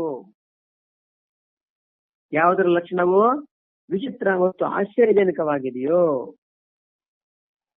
ಅನೇಕ ಅದ್ಭುತ ದರ್ಶನ. ಯಾವ ದೃಶ್ಯ ಮೊದಲು ಎಂದೂ ನೋಡಿರಲಿಲ್ಲವೋ, ಹಿಂದೆ ಕೂಡ ಬಂತಿದೆ. ಅದು ಅಲೌಕಿಕವಾಗಿರ್ತಕ್ಕಂಥದ್ದು, ಲೌಕಿಕವಾಗಿರ್ತಕ್ಕಂಥದ್ದಲ್ಲ. ಯಾವ ದೃಶ್ಯ ಮೊದಲು ಎಂದೂ ನೋಡಿರಲಿಲ್ಲವೋ, ಯಾವುದರ ಲಕ್ಷಣವು ವಿಚಿತ್ರ ಮತ್ತು ಆಶ್ಚರ್ಯಜನಕವಾಗಿದೆಯೋ, ಯಾವುದರ ಲಕ್ಷಣ ವಿಚಿತ್ರ ಮತ್ತು ಆಶ್ಚರ್ಯಜನಕವಾಗಿದೆಯೋ ಅದನ್ನ ಅದ್ಭುತ ದರ್ಶನ ಅಂತ ಹೇಳ್ತಾರೆ. ನೋಡಿ, ಯಾವ ದೃಶ್ಯ ಮೊದಲು ಎಂದೂ ನೋಡಿರಲಿಲ್ಲ, ಯಾವುದರ ಲಕ್ಷಣ ವಿಚಿತ್ರ ಮತ್ತು ಆಶ್ಚರ್ಯಜನಕವಾಗಿದೆಯೋ ಅದನ್ನೇ ಅದ್ಭುತ ದರ್ಶನ ಅಂತ ಹೇಳ್ತಾರೆ. ನಾವ್ ಹೇಳ್ತೀವಲ್ಲ ಸಾಮಾನ್ಯವಾಗಿ, ನಾನು ಹೋಗಿದ್ದೆ ತಿರುಪ್ತಿಗಿಲ್ಲೋ, ಎಂತ ದರ್ಶನ ಆಯ್ತಂದ್ರೆ ಇದುವರೆಗೆ ಬಹುಶಃ ಯಾರು ನೋಡಿರ್ಲಿಕ್ಕಿಲ್ಲಪ್ಪ. ನನಗಂತೂ ಆಶ್ಚರ್ಯ ಆಯ್ತು. ಅದ್ಭುತ ದರ್ಶನ ಸಾಮಾನ್ಯವಾಗಿ ಲೋಕದಲ್ಲಿ ಹೇಳ್ತಕ್ಕಂಥ ಮಾತು. ನಾನಿದುವರೆಗೆ ದರ್ಶನ ನೋಡಿದ್ದೇ ಇಲ್ಲ, ಬಹುಶಃ ಇನ್ನು ಮುಂದೆ ಯಾರು ಆಗಲ್ವೇನೋ ಅಂತ ದರ್ಶನ ಇವತ್ತು ನನಗೆ. ಅಂತ ದರ್ಶನ ಅದ್ಭುತ. ಯಾವ ರೂಪದಲ್ಲಿ ಇಂತಹ ಅಸಂಖ್ಯ ಅದ್ಭುತ ದರ್ಶನಗಳಿವೆಯೋ ಅದು ಒಂದೇ, ಆದ್ರೆ ಇಲ್ಲಿ ಇಂಥ ಅಸಂಖ್ಯ ಅದ್ಭುತ ದರ್ಶನಗಳು, ಅಸಂಖ್ಯ ಸಂಖ್ಯೆಗೆ ನಿಲುಗದೆ ಇರತಕ್ಕಂಥ ಅದ್ಭುತ ದರ್ಶನಗಳಿವೆಯೋ ಅದನ್ನ ಅನೇಕ ಅದ್ಭುತ, ಅದ್ಭುತ ಒಂದಲ್ಲ, ಇಲ್ಲಿ ಇಂತಹ ಏನು ಯಾವ ದೃಶ್ಯವು ಮೊದಲು ಎಂದೂ ನೋಡಿರ್ಲಿಲ್ಲವೋ, ಅಂದ್ರೆ ಒಂದು ದೃಶ್ಯವನ್ನು ಎಂದೂ ನೋಡಿರ್ಲಿಲ್ಲ, ಅಂತ ದೃಶ್ಯಗಳು ಅನೇಕ. ಯಾವುದರ ಲಕ್ಷಣ ವಿಚಿತ್ರ ಮತ್ತು ಆಶ್ಚರ್ಯಜನಕವಾಗಿದೆಯೋ, ವಿಚಿತ್ರ ಮತ್ತು ಆಶ್ಚರ್ಯಜನಕ ಅನೇಕ ದೃಶ್ಯಗಳು, ಅದನ್ನೇ ಅದ್ಭುತ ದರ್ಶನ ಅಂತ ಹೇಳ್ತಾರೆ. ಯಾವ ರೂಪದಲ್ಲಿ ಇಂತಹ ಅಸಂಖ್ಯ ಅದ್ಭುತ ದರ್ಶನಗಳಿದಾವೋ, ಅಂದ್ರೆ ಯಾವ ರೂಪದಲ್ಲಿ ಇಂತಹ ಅಸಂಖ್ಯ ಅದ್ಭುತ ದರ್ಶನಗಳಿದಾವು. ಅದನ್ನ ಅನೇಕ ಅದ್ಭುತ ದರ್ಶನ ಎಂದು ಹೇಳ್ತಾರೆ. ಅದೇನು, ಭಗವಂತನ ವಿರಾಟ್ ಸ್ವರೂಪದಲ್ಲಿ ಅರ್ಜುನನು ಇಂಥ ಒಂದಲ್ಲ ಎರಡಲ್ಲ, ಅಸಂಖ್ಯ ಅಲೌಕಿಕ, ಸಂಖ್ಯೆಗೆ ಮಿತಿ ಇಲ್ಲದಷ್ಟು ಮತ್ತು ಅಲೌಕಿಕವಾಗಿರ್ತಕ್ಕಂಥ, ಲೌಕಿಕವಾದಲ್ಲ, ವಿಚಿತ್ರ ದೃಶ್ಯಗಳನ್ನ ನೋಡಿದ್ದಾನೆ. ಇದೇ ಕಾರಣದಿಂದ ಅವುಗಳಿಗಾಗಿ ಈ ವಿಶೇಷಣವನ್ನು ಕೊಡಲಾಗಿದೆ. ಯಾವ ವಿಶೇಷಣ? ಅನೇಕ ಅದ್ಭುತ ದರ್ಶನಂ, ಅನೇಕ ವಕ್ತೃನಯನಂ, ಆಮೇಲೆ ಅನೇಕ ದಿವ್ಯಾಭರಣಂ. ಇದರ ಅರ್ಥ ಏನು? ಅನೇಕ ದಿವ್ಯಾಭರಣ, ಆಭರಣವೆಂದು ಒಡವೆಗಳಿಗೆ ಹೇಳ್ತಾರೆ. ಯಾವ ಒಡವೆಗಳು ಲೌಕಿಕ ಒಡವೆಗಳಿಗಿಂತ ವಿಲಕ್ಷಣವೂ ತೇಜೋಮಯವೂ ಮತ್ತು ಅಲೌಕಿಕವಾಗಿವೆಯೋ ಅವುಗಳನ್ನ ದಿವ್ಯ ಅಂತ ಹೇಳ್ತಾರೆ. ಹಾಗೂ ಯಾವ ರೂಪವು ಇಂತಹ ಅಸಂಖ್ಯ ದಿವ್ಯ ಆಭೂಷಣಗಳಿಂದ ಭೂಷಿತವಾಗಿದೆಯೋ ಅದನ್ನ ಅನೇಕ ದಿವ್ಯಾಭರಣ ಎಂದು ಹೇಳ್ತಾರೆ. ಭಗವಂತನ ಯಾವ ರೂಪವನ್ನು ಅರ್ಜುನನು ನೋಡಿದ್ದನು ಅದು ನಾನಾ ಪ್ರಕಾರದ ಅಸಂಖ್ಯ ತೇಜೋಮಯ ದಿವ್ಯ ಆಭೂಷಣಗಳಿಂದ ಅಲಂಕೃತವಾಗಿತ್ತು. ಈ ಕಾರಣದಿಂದ ಭಗವಂತನೊಡನೆ ಈ ವಿಶೇಷಣವನ್ನ ಕೊಡಲಾಗಿದೆ. ಅನೇಕ ದಿವ್ಯಾಭರಣಂ, ಇದರ ಅರ್ಥ ಏನಪ್ಪಾ ಅಂತ, ಆಭರಣವೆಂದು ಏನಕ್ಕೆ ಹೇಳ್ತಾರೆ? ಒಡವೆಗಳಿಗೆ ಆಭರಣ ಅಂತ ಹೇಳ್ತಾರೆ. ಯಾವ ಒಡವೆಗಳು ಲೌಕಿಕ ಒಡವೆಗಳಿಗಿಂತ ವಿಲಕ್ಷಣವು, ಲೌಕಿಕವಾದ ಒಡವೆಗಳೇ ಆಗಿರ್ತಾವೆ ನೋಡಿ, ಅದಕ್ಕಿಂತ ವಿಲಕ್ಷಣವಾಗಿದೆಯಂತೆ. ಅಷ್ಟೇ ಅಲ್ಲ, ತೇಜೋಮಯ, ತೇಜಸ್ಸಿನಿಂದ ಹೊಳೆಯುತ್ತಾ ಇದ್ದಾವೆ ಮತ್ತು ಅಲೌಕಿಕವಾಗಿ, ಅವಳು ಈ ಲೋಕಕ್ಕೆ ಸಂಬಂಧಪಟ್ಟದನ್ನು ಅಂತ ಅಲೌಕಿಕವಾಗಿರ್ತಕ್ಕಂಥ ಒಂದು ಲೌಕಿಕ ಒಡವೆಗಳಿಗಿಂತ ವಿಲಕ್ಷಣವಾಗಿದ್ದಾವೆ, ತೇಜೋಮಯವಾಗಿದ್ದಾವೆ, ಅಲೌಕಿಕವಾಗಿದ್ದಾವೆ. ಅವುಗಳನ್ನೇ ಇಲ್ಲಿ ದಿವ್ಯ ಅಂತೇಳಿ ಹೇಳ್ತಾರೆ. ಹಾಗೂ ಯಾವ ರೂಪವು ಇಂತಹ ಅಸಂಖ್ಯ ದಿವ್ಯ ಆಭೂಷಣಗಳಿಂದ ಭೂಷಿತವಾಗಿದೆಯೋ, ಯಾವ ರೂಪ ಇಂಥ ಅಸಂಖ್ಯ ದಿವ್ಯ ಆಭೂಷಣಗಳಿಂದ ಭೂಷಿತವಾಗಿದೆ ಅದನ್ನೆಲ್ಲೇ ಅನೇಕ ದಿವ್ಯಾಭರಣ. ನೋಡಿ, ಇಂಥ ಅಸಂಖ್ಯ ದಿವ್ಯ ಆಭೂಷಣಗಳಿಂದ ಭೂಷಿತವಾಗಿ ಅದನ್ನೇ ಅನೇಕ ದಿವ್ಯಾಭರಣ ಅಂತ ಹೇಳ್ತಾರೆ. ನೋಡಿ, ಆಭರಣಗಳು ಹೆಂಗಿದಾವೆ? ಲೌಕಿಕ ಒಡವೆಗಳಿಗಿಂತ ವಿಲಕ್ಷಣವಾಗಿದ್ದಾವೆ, ತೇಜೋಮಯವಾಗಿದ್ದಾವೆ, ಅಲೌಕಿಕವಾಗಿದ್ದಾವೆ, ಅದನ್ನೇ ದಿವ್ಯ ಅಂತಂದ್ರು. ಹಾಗೂ ಯಾವ ರೂಪವು ಇಂತಹ ಅಸಂಖ್ಯ ದಿವ್ಯ ಆಭೂಷಣಗಳಿಂದ ಪರಮಾತ್ಮ ರೂಪ ಭೂಷಿತವಾಗಿ, ಅಂದ್ರೇನು? ಇಲ್ಲಿ ಅರ್ಜುನ ಪ್ರತ್ಯಕ್ಷವಾಗಿ ನೋಡ್ತಾ ಇದ್ದಾನೆ, ಆದ್ರೆ ತನ್ನ ಮಾಂಸಮಯ ನೇತ್ರಗಳಿಂದ ಅಲ್ಲ, ಪರಮಾತ್ಮನ ಕೊಟ್ಟ ದಿವ್ಯ ಚಕ್ಷುವಿನಿಂದ ಪರಮಾತ್ಮನ ದರ್ಶನ. ಅಂದ್ರೆ ಎಂತ ಯೋಗಿಗಳಿಗೂ ಕೂಡ ದುರ್ಲಭವಾಗಿರ್ತಕ್ಕಂಥ ದರ್ಶನ ಅದು. ಇಂತಹ ದಿವ್ಯ ಅಸಂಖ್ಯ ಅಂದ್ರೆ ನಾವು ಪರಮಾತ್ಮ ಹೇಗಿದೆ ವರ್ಣನೆ ಮಾಡ್ತಿದ್ದಾರೆ. ಆ ಒಡವೆಗಳು ಹೇಗಿದೆ? ಮೊದ್ಲೇನೋ ಪರಮಾತ್ಮನ ಕಣ್ಣುಗಳು, ಮುಖಗಳು ಎಷ್ಟಿದಾವೆ ಅಂತ ಹೇಳಿದ್ರು. ಇನ್ನು ಅನೇಕ ಅದ್ಭುತ ದರ್ಶನಂ, ಆ ಸ್ವರೂಪದಲ್ಲಿ ವಿಚಿತ್ರ ದೃಶ್ಯಗಳನ್ನು ನೋಡ್ತಾ ಇದ್ದಾನೆ, ಅನೇಕ ಅದ್ಭುತವಾಗಿ ಅದಕ್ಕೆ ದರ್ಶನ ಮಾಡ್ತಾ ಇದ್ದಾನೆ. ಒಂದಲ್ಲ ಎರಡಲ್ಲ, ಏನೇನ್ ನೋಡ್ತಾ ಇದ್ದಾನೆ? ಅದರಲ್ಲಿ ಆಭರಣಗಳನ್ನ ನೋಡಿದ. ಆಭರಣಗಳು ಹೇಗಿದ್ದವು? ಲೌಕಿಕ ಒಡವೆಗಳಿಗಿಂತ ವಿಚಿತ್ರವಾಗಿದ್ದವು, ತೇಜೋಮಯವಾಗಿದ್ದವು, ಅಲೌಕಿಕವಾಗಿದ್ದವು. ಅದಕ್ಕೆ ಅದನ್ನ ದಿವ್ಯಾಭರಣಂ, ಅನೇಕ ದಿವ್ಯಾಭರಣಂ, ಇಂತಹ ಅಸಂಖ್ಯ ದಿವ್ಯ ಆಭೂಷಣಗಳಿಂದ ಭೂಷಿತವಾಗಿ ಅದನ್ನೇ ಇಲ್ಲಿ ದಿವ್ಯಾಭರಣ ಅಂತ ಹೇಳ್ತಾರೆ. ಭಗವಂತನ ಯಾವ ರೂಪವನ್ನು ಅರ್ಜುನ ನೋಡಿದ್ದನೋ ಅದು ನಾನಾ ಪ್ರಕಾರದ ಅಸಂಖ್ಯ ತೇಜೋಮಯ ದಿವ್ಯ ಆಭೂಷಣಗಳಿಂದ ಅಲಂಕೃತವಾಗಿತ್ತು. ಅರ್ಜುನ ಯಾವುದನ್ನ ಪರಮಾತ್ಮನ ರೂಪವನ್ನು ದರ್ಶನ ಮಾಡಿದನೋ ಆ ರೂಪ ಹೇಗಿತ್ತು? ನಾನಾ ಪ್ರಕಾರದ ಅಸಂಖ್ಯ ತೇಜೋಮಯ ದಿವ್ಯ ಆಭೂಷಣ ಅವುಗಳಿಂದ ಅಲಂಕೃತವಾಗಿತ್ತು. ಈ ಕಾರಣದಿಂದ ಭಗವಂತನೊಡನೆ ಈ ವಿಶೇಷವನ್ನು ಕೊಡಲಾಗಿದೆ. ನೋಡಿ ಭಗವಂತನ ಸ್ವರೂಪ ಹೇಗಿತ್ತು. ಆ ಅಸಂಖ್ಯ ತೇಜೋಮಯ ದಿವ್ಯ ಆಭೂಷಣಗಳಿಂದ ಪರಮಾತ್ಮನ ಆ ರೂಪ ಅಲಂಕೃತವಾಗಿತ್ತು. ಭಗವಂತನೊಡನೆ ಈ ವಿಶೇಷವನ್ನ ಏನಂತ, ಅನೇಕ ದಿವ್ಯ ಆಭರಣಂ, ದಿವ್ಯವಾದ ಅನೇಕವಾಗಿರ್ತಕ್ಕಂಥ ಆಭರಣಗಳೊಂದಿಗೆ ಆಭೂಷಿತವಾಗಿತ್ತು, ಅಲಂಕೃತವಾಗಿತ್ತು. ನೋಡಿ ಏನಪ್ಪಾ, ಪರಮಾತ್ಮ ಎಲ್ಲ ಇಷ್ಟು ಅಲಂಕಾರ ಮಾಡ್ಕೊಂತಾನಲ್ಲ, ಮತ್ತೆ ನಾವ್ಯಾಕೆ ಮಾಡ್ಕೊಬಾರ್ದು? ಮಾಡ್ಕೊಳ್ಳಿ, ಒಳ್ಳೇದೇ. ಆದ್ರೆ ಅಲೌಕಿಕವಾದ ಪರಮಾತ್ಮ ನಾವು ಅಲಂಕಾರ ಮಾಡ್ಕೊಳ್ಳೋದು ಸಾಮಾನ್ಯವಾಗಿರ್ತಕ್ಕಂಥ ಆಭೂಷಣ. ಸಾಮಾನ್ಯವಾಗಿ ಕೆಲವರು ಬೇರೆ ತೋರಿಸ್ಕೊಳ್ಳಿಕ್ಕಾಗಿ ಈ ರೋಲ್ಗಳಂತೆ ಅವೆಲ್ಲ ಇಟ್ಕೊಂಡಿರ್ತಾರೆ. ನೋಡೋರ್ಗಪ್ಪ ಇಷ್ಟೆಲ್ಲ ಬಂಗಾರ ಏನು, ಎಷ್ಟೊಂದು ಆಭರಣಗಳು ಅಂತ. ನಿಜವಾಗಿ ಅದು ಅವರದ್ದು ಅಲ್ಲ, ಬಂಗಾರನೂ ಅಲ್ಲ. ಆದ್ರೆ ಇದು ಇಲ್ಲಿ ಹಂಗಲ್ಲ, ಇದು ಅಲೌಕಿಕವಾಗಿರ್ತಕ್ಕಂಥ ಆಭರಣಗಳನ್ನ ಪರಮಾತ್ಮ ಎಲ್ಲವನ್ನು ನೋಡ್ತಾ ಇದ್ದಾನೆ.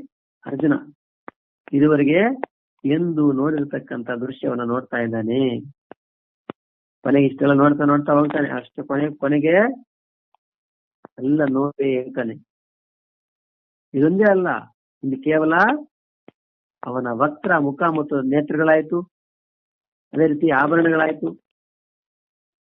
ಇನ್ನು ಮುಂದೆ ಮುಂದೆ ನೋಡ್ತಾನೆ. ಮತ್ತೇನು ಮಾಲೆಗಳಂತೆ ಏನೋ ಧರಿಸ್ಕೊಂಡಿದ್ದಾನೆ. ಮತ್ತೆ ಅಷ್ಟೇ ಅಲ್ಲ, ಸೂರ್ಯ ಚಂದ್ರ ಕಣ್ಣುಗಳನ್ನು ಧರಿಸಿರ್ತಾನೆ, ಏನೆಲ್ಲ.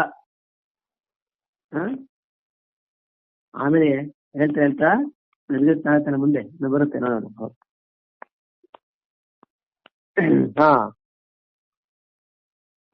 ಇದಾದ್ಮೇಲೆ ಆಭರಣ ಆಯ್ತು. ಇನ್ನು ದಿವ್ಯಾನೇಕೋದ್ಯತಾಯುಧಂ, ಅಷ್ಟೇ ಅಲ್ಲ, ಮತ್ತೇನು, ಅನೇಕ ಮುಖ, ನೇತ್ರ, ಅದ್ಭುತ ದರ್ಶನ, ಅನೇಕ ಬಗೆಯ ದಿವ್ಯವಾದ ಭೂಷಣಗಳಾಯ್ತು. ಆಮೇಲೆ ಶಸ್ತ್ರಗಳನ್ನ ಕೂಡ ಕೈಯಲ್ಲಿ ಹಿಡಿದಿದ್ದಾನೆ. ಶಸ್ತ್ರ ಏನು? ಯಾವುದರಿಂದ ಯುದ್ಧವನ್ನು ಮಾಡಿಕೊಡುತ್ತದೆಯೋ ಆ ಶಸ್ತ್ರಗಳ ಹೆಸರು ಆಯುಧ ಎಂದಿದೆ. ಮತ್ತು ಯಾವ ಆಯುಧಗಳು ಅಲೌಕಿಕ ಮತ್ತು ತೇಜೋಮಯವಾಗಿದವು ಅವುಗಳನ್ನ ದಿವ್ಯ ಅಂತ ಹೇಳ್ತಾರೆ. ಭಗವಾನ್ ವಿಷ್ಣುವಿನ ಚಕ್ರ, ಗದ ಮತ್ತು ಧನುಸ್ಸು ಮೊದಲಾದವುಗಳಂತೆ ಈ ಪ್ರಕಾರದ ಅಸಂಖ್ಯ ದಿವ್ಯ ಶಸ್ತ್ರಗಳನ್ನ ಭಗವಂತನು ತನ್ನ ಕೈಯಲ್ಲಿ ಎತ್ತಿ ಹಿಡಿದಿದ್ದನು. ಅದಕ್ಕಾಗಿ ಅವನನ್ನ ದಿವ್ಯಾನೇಕೋದ್ಯತಾಯುಧಂ, ಯಾವ ವಿಶ್ವರೂಪ ದರ್ಶನವನ್ನ ಮಾಡ್ತಾ ಇದ್ದಾನೆ ಅರ್ಜುನ, ಅಲ್ಲಿ ಆ ರೂಪ ಹೇಗಿದೆ ಅಂತ ನೋಡ್ತಾ, ದಿವ್ಯಾನೇಕೋದ್ಯತಾಯುಧಂ, ಅನೇಕ ಆಭರಣಗಳನ್ನ, ಅನೇಕ ಮುಖಗಳು, ಅನೇಕ ನೇತ್ರಗಳು, ಅದ್ಭುತವಾದ ದರ್ಶನ, ಅನೇಕ ಆಭರಣ ಧರಿಸಿದ್ದಾನೆ. ಮತ್ತೆ ಅನೇಕವಾದ ಆಯುಧಗಳನ್ನು ಕೂಡ. ಅದು ಹೇಗಿದೆ? ಲೌಕಿಕವಾದ ಆಯುಧಗಳಲ್ಲ ಅವು. ಮತ್ತೇನು? ಯಾವುದರಿಂದ ಯುದ್ಧವನ್ನು ಮಾಡಲ್ಪಡುತ್ತದೋ ಅದರ ಹೆಸರೇ ಆಯುಧ ಅಂತ ಹೇಳ್ತಾರೆ. ಯುದ್ಧವನ್ನು ಮಾಡ್ಲಿಕ್ಕೆ ನಾವ್ ಏನು ಉಪಯೋಗಿಸ್ತೇವೆ ಅದನ್ನೇ ಯುದ್ಧ ಅಂತಾರೆ. ನೋಡ್ತೀವಲ್ಲ, ಕತ್ತಿ, ಗುರಾಣಿ, ಈಟಿ, ಬಾಣ, ಧನುಸ್ಸು, ಈಗೆಲ್ಲ ನಾವು ಉಪಯೋಗಿಸ್ತಕ್ಕಂಥದ್ದೇನು? ಲೌಕಿಕವಾಗಿರ್ತಕ್ಕಂಥ ಆಯುಧಗಳು. ಈಗೆಲ್ಲ ಅಣುಶಕ್ತಿ, ರಾಕೆಟ್ ಅಂತೆ, ಆ ಲಾಂಚರ್, ಈ ಲಾಂಚರು, F-35 ಯುದ್ಧ ವಿಮಾನಗಳು, ಇವೆಲ್ಲ ಕೂಡ ನೀವೇನೇ ಹೇಳಿ ಎಲ್ಲ ಕೂಡ ಲೌಕಿಕವಾಗಿರ್ತಕ್ಕಂಥ ಆಯುಧಗಳು. ಆದ್ರೆ ಪರಮಾತ್ಮ ಆಯುಧಗಳು ಅದು ಅಲೌಕಿಕವಾಗಿರ್ತಕ್ಕಂಥ ಆಯುಧಗಳು. ಯಾವ ಆಯುಧಗಳು ಅಲೌಕಿಕ ಮತ್ತು ತೇಜೋಮಯವಾಗಿವೆಯೋ ಅವುಗಳನ್ನ ದಿವ್ಯ ಅಂತ ಹೇಳ್ತಾರೆ. ದಿವ್ಯವಾಗಿರ್ತಕ್ಕಂಥ ಆಯುಧಗಳು ಏನೇನದು? ಭಗವಾನ್ ವಿಷ್ಣುವಿನ ಚಕ್ರ, ಅದರ ಹೆಸರು ಸುದರ್ಶನ ಚಕ್ರ, ಕೌಮೋದಕಿ ಗದೆ ಮತ್ತು ಧನುಸ್ಸು ಮೊದಲಾದವುಗಳಂತೆ ಈ ಪ್ರಕಾರದ ಅಸಂಖ್ಯ ದಿವ್ಯ ಶಸ್ತ್ರಗಳನ್ನ ಭಗವಂತನ ತನ್ನ ಕೈಯಲ್ಲಿ ಎತ್ತಿ ಹಿಡಿದಿದ್ದನು. ಈಗ ಅನೇಕ ಅಂತಂದ್ರು. ಅನೇಕ ಅಂತ ಯಾಕಂದ್ರಪ್ಪ, ಪರಮಾತ್ಮನ ಮುಖಗಳೇ ಅನೇಕ ಇದ್ದಾವೆ, ಅನೇಕ ನೇತ್ರಗಳಿದ್ದಾವೆ. ಹಾಗಾಗಿ ಅನೇಕ ಕೈಗಳಿರ್ತವೆ, ಅನೇಕ ಕಾಲು ಇರ್ತವೆ. ಹಾಗಾಗಿ ಶಸ್ತ್ರಗಳು ಕೂಡ ಆಯುಧಗಳು ಕೂಡ ಅನೇಕ ಇಟ್ಕೊಂಡಿರ್ತಾನೆ, ಅಷ್ಟೇ ಅರ್ಥ. ಅದೆಂತದ್ದು? ಅದು ಅಲೌಕಿಕವಾಗಿರ್ತಕ್ಕಂಥ ತೇಜೋಮಯವಾಗಿವೆಯೋ ಅವುಗಳನ್ನ ದಿವ್ಯ ಅಂತ ಹೇಳ್ತಾರೆ. ಏನಪ್ಪಾ ಅಂದ್ರು, ಭಗವಾನ್ ವಿಷ್ಣುವಿನ ಚಕ್ರ, ಗದ, ಧನುಸ್ಸು, ಪಾಂಚಜನ್ಯ, ಶಂಖ. ಈ ಪ್ರಕಾರ ಅಸಂಖ್ಯ ದಿವ್ಯ ಶಸ್ತ್ರಗಳನ್ನ ಭಗವಂತನ ತನ್ನ ಕೈಯಲ್ಲಿ ಎತ್ತಿ ಹಿಡಿದಿದ್ದ, ಅಸಂಖ್ಯವಾಗಿರ್ತಕ್ಕಂಥ ತನ್ನ ಕೈಯಲ್ಲಿ ಎತ್ತಿಡಿದ್ದ. ಅದಕ್ಕಾಗಿ ಅವನನ್ನ ದಿವ್ಯ ನೇಕೋದ್ಯತಾಯುಧ, ಅನೇಕವಾದ ದಿವ್ಯ ಆಯುಧಗಳಿಂದ ಕೂಡಿದವನು ಅಂತ ಹೇಳಲಾಗಿದೆ. ಅನೇಕ ಆಭರಣಗಳು ಮತ್ತೆ ಎಲ್ಲ ಕೈಯಲ್ಲಿ ಶಸ್ತ್ರಗಳನ್ನ ಧರಿಸಿದ್ದಾನೆ ಅಂತ. ಅಷ್ಟೇನಾ? ದಿವ್ಯ ಮಾಲ್ಯಾಂಬರಧರಂ, ದಿವ್ಯ ಮಾಲಾ ಅಂಬರ. ಇದರರ್ಥ ಏನಪ್ಪಾ? ಯಾರು ಬಹು ಉತ್ತಮ ತೇಜೋಮಯ ಅಲೌಕಿಕ ಮಾಲೆಗಳನ್ನ ಮತ್ತು ವಸ್ತ್ರಗಳನ್ನ ಧರಿಸಿಕೊಂಡಿದ್ದಾನೋ ಅವನಿಗೆ ದಿವ್ಯ ಮಾಲ್ಯಾಂಬರಧರ ಎಂದು ಹೇಳ್ತಾರೆ. ವಿಶ್ವರೂಪಿ ಭಗವಂತನು ತನ್ನ ಕೊರಳಲ್ಲಿ ಅನೇಕ ಸುಂದರ ಸುಂದರವಾದ ತೇಜೋಮಯ ಅಲೌಕಿಕ ಮಾಲೆಗಳನ್ನು ಧರಿಸಿಕೊಂಡಿದ್ದನು. ಹಾಗೂ ಅವನು ಅನೇಕ ಪ್ರಕಾರದ ತುಂಬಾ ಉತ್ತಮ ತೇಜೋಮಯ ಅಲೌಕಿಕ ವಸ್ತುಗಳಿಂದ ಸುಸಜ್ಜಿತನಾಗಿದ್ದನು. ಅದಕ್ಕಾಗಿ ಅವನ ಜೊತೆಗೆ ಈ ವಿಶೇಷಣವನ್ನು ಕೊಡಲಾಗಿದೆ. ಇಷ್ಟೇ ಅಲ್ಲ, ಇಷ್ಟೇನು, ದಿವ್ಯವಾದ ಮಾಲೆಗಳನ್ನು ಕೂಡ ಧರಿಸ್ಕೊಂಡಿದ್ದಾನಂತೆ. ವೈಜಯಂತಿ ಮಾಲ ಏನೇನು ಹೇಳ್ತಾರಲ್ವ.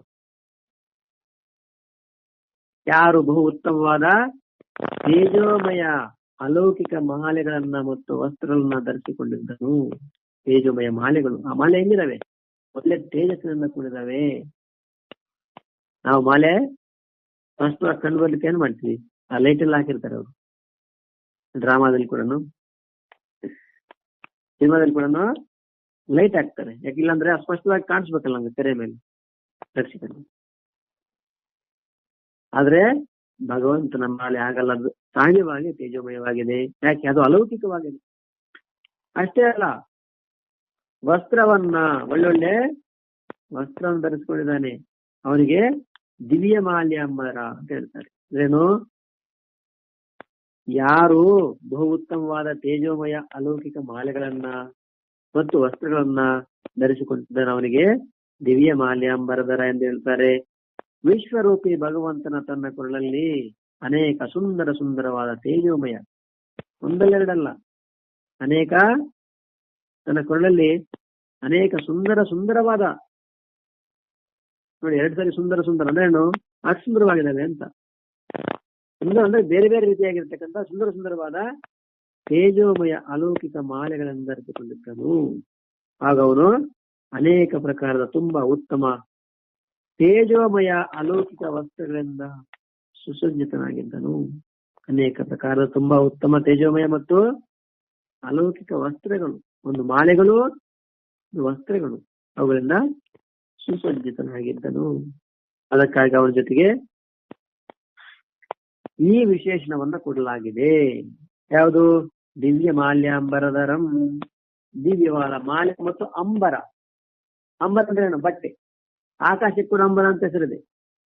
ದಿಗಂಬರ, ದಿಕ್ ಅಂಬರೋ ಯಸ್ಯ, ದಿಕ್ಕನ್ನೇ ಬಟ್ಟೆ ಅವರನ್ನೇ ದಿಗಂಬರ. ಆದ್ರೆ ಪರಮಾತ್ಮನಲ್ಲಿ ದಿಗಂಬರ ಅಲ್ಲ, ಮತ್ತೇನು? ದಿವ್ಯಾಂಬರ, ದಿವ್ಯವಾದ ಅಂಬರ ಅಂತ ಬಟ್ಟೆಗಳನ್ನು ಧರಿಸಿದ್ದಾನೆ. ಅದು ಅಲೌಕಿಕವಾಗಿರ್ತಕ್ಕಂಥ ತೇಜೋಮಯವಾಗಿರ್ತಕ್ಕಂಥ ಮಾಲೆಗಳನ್ನ ಬಟ್ಟೆಗಳನ್ನ ಧರಿಸಿ ಸುಸಜ್ಜಿತನಾಗಿದ್ದನು. ಅದಕ್ಕಾಗಿ ಅವನಿಗೆ ದಿವ್ಯ ಮಾಲ್ಯಾಂಬರ ಅಂತೇಳಿ ವಿಶೇಷವನ್ನು ಕೊಡಲಾಗಿದೆ. ಇನ್ನು ದಿವ್ಯ ಗಂಧಾನುಲೇಪನ ಅಷ್ಟೇ ಆಗ್ಲಿಲ್ಲ. ಒಂದು ಆಭರಣ ಆಯ್ತು, ಆಯುಧಗಳಾಯ್ತು, ಮಾಲೆ. ಈಗ ಗಂಧ. ಗಂಧ ಏನು? ಒಳ್ಳೆ ಸುವಾಸನೆ ಬರುವಂತ ಪದಾರ್ಥಗಳ ಲೇಪನ. ಈಗೆಲ್ಲ ಸೆಂಟಿಗೆಂಟೆಲ್ಲ ಹೊಡ್ಕೊಂತಾರಲ್ವ. ಮತ್ತೆ ಪರಮಾತ್ಮ ಏನು?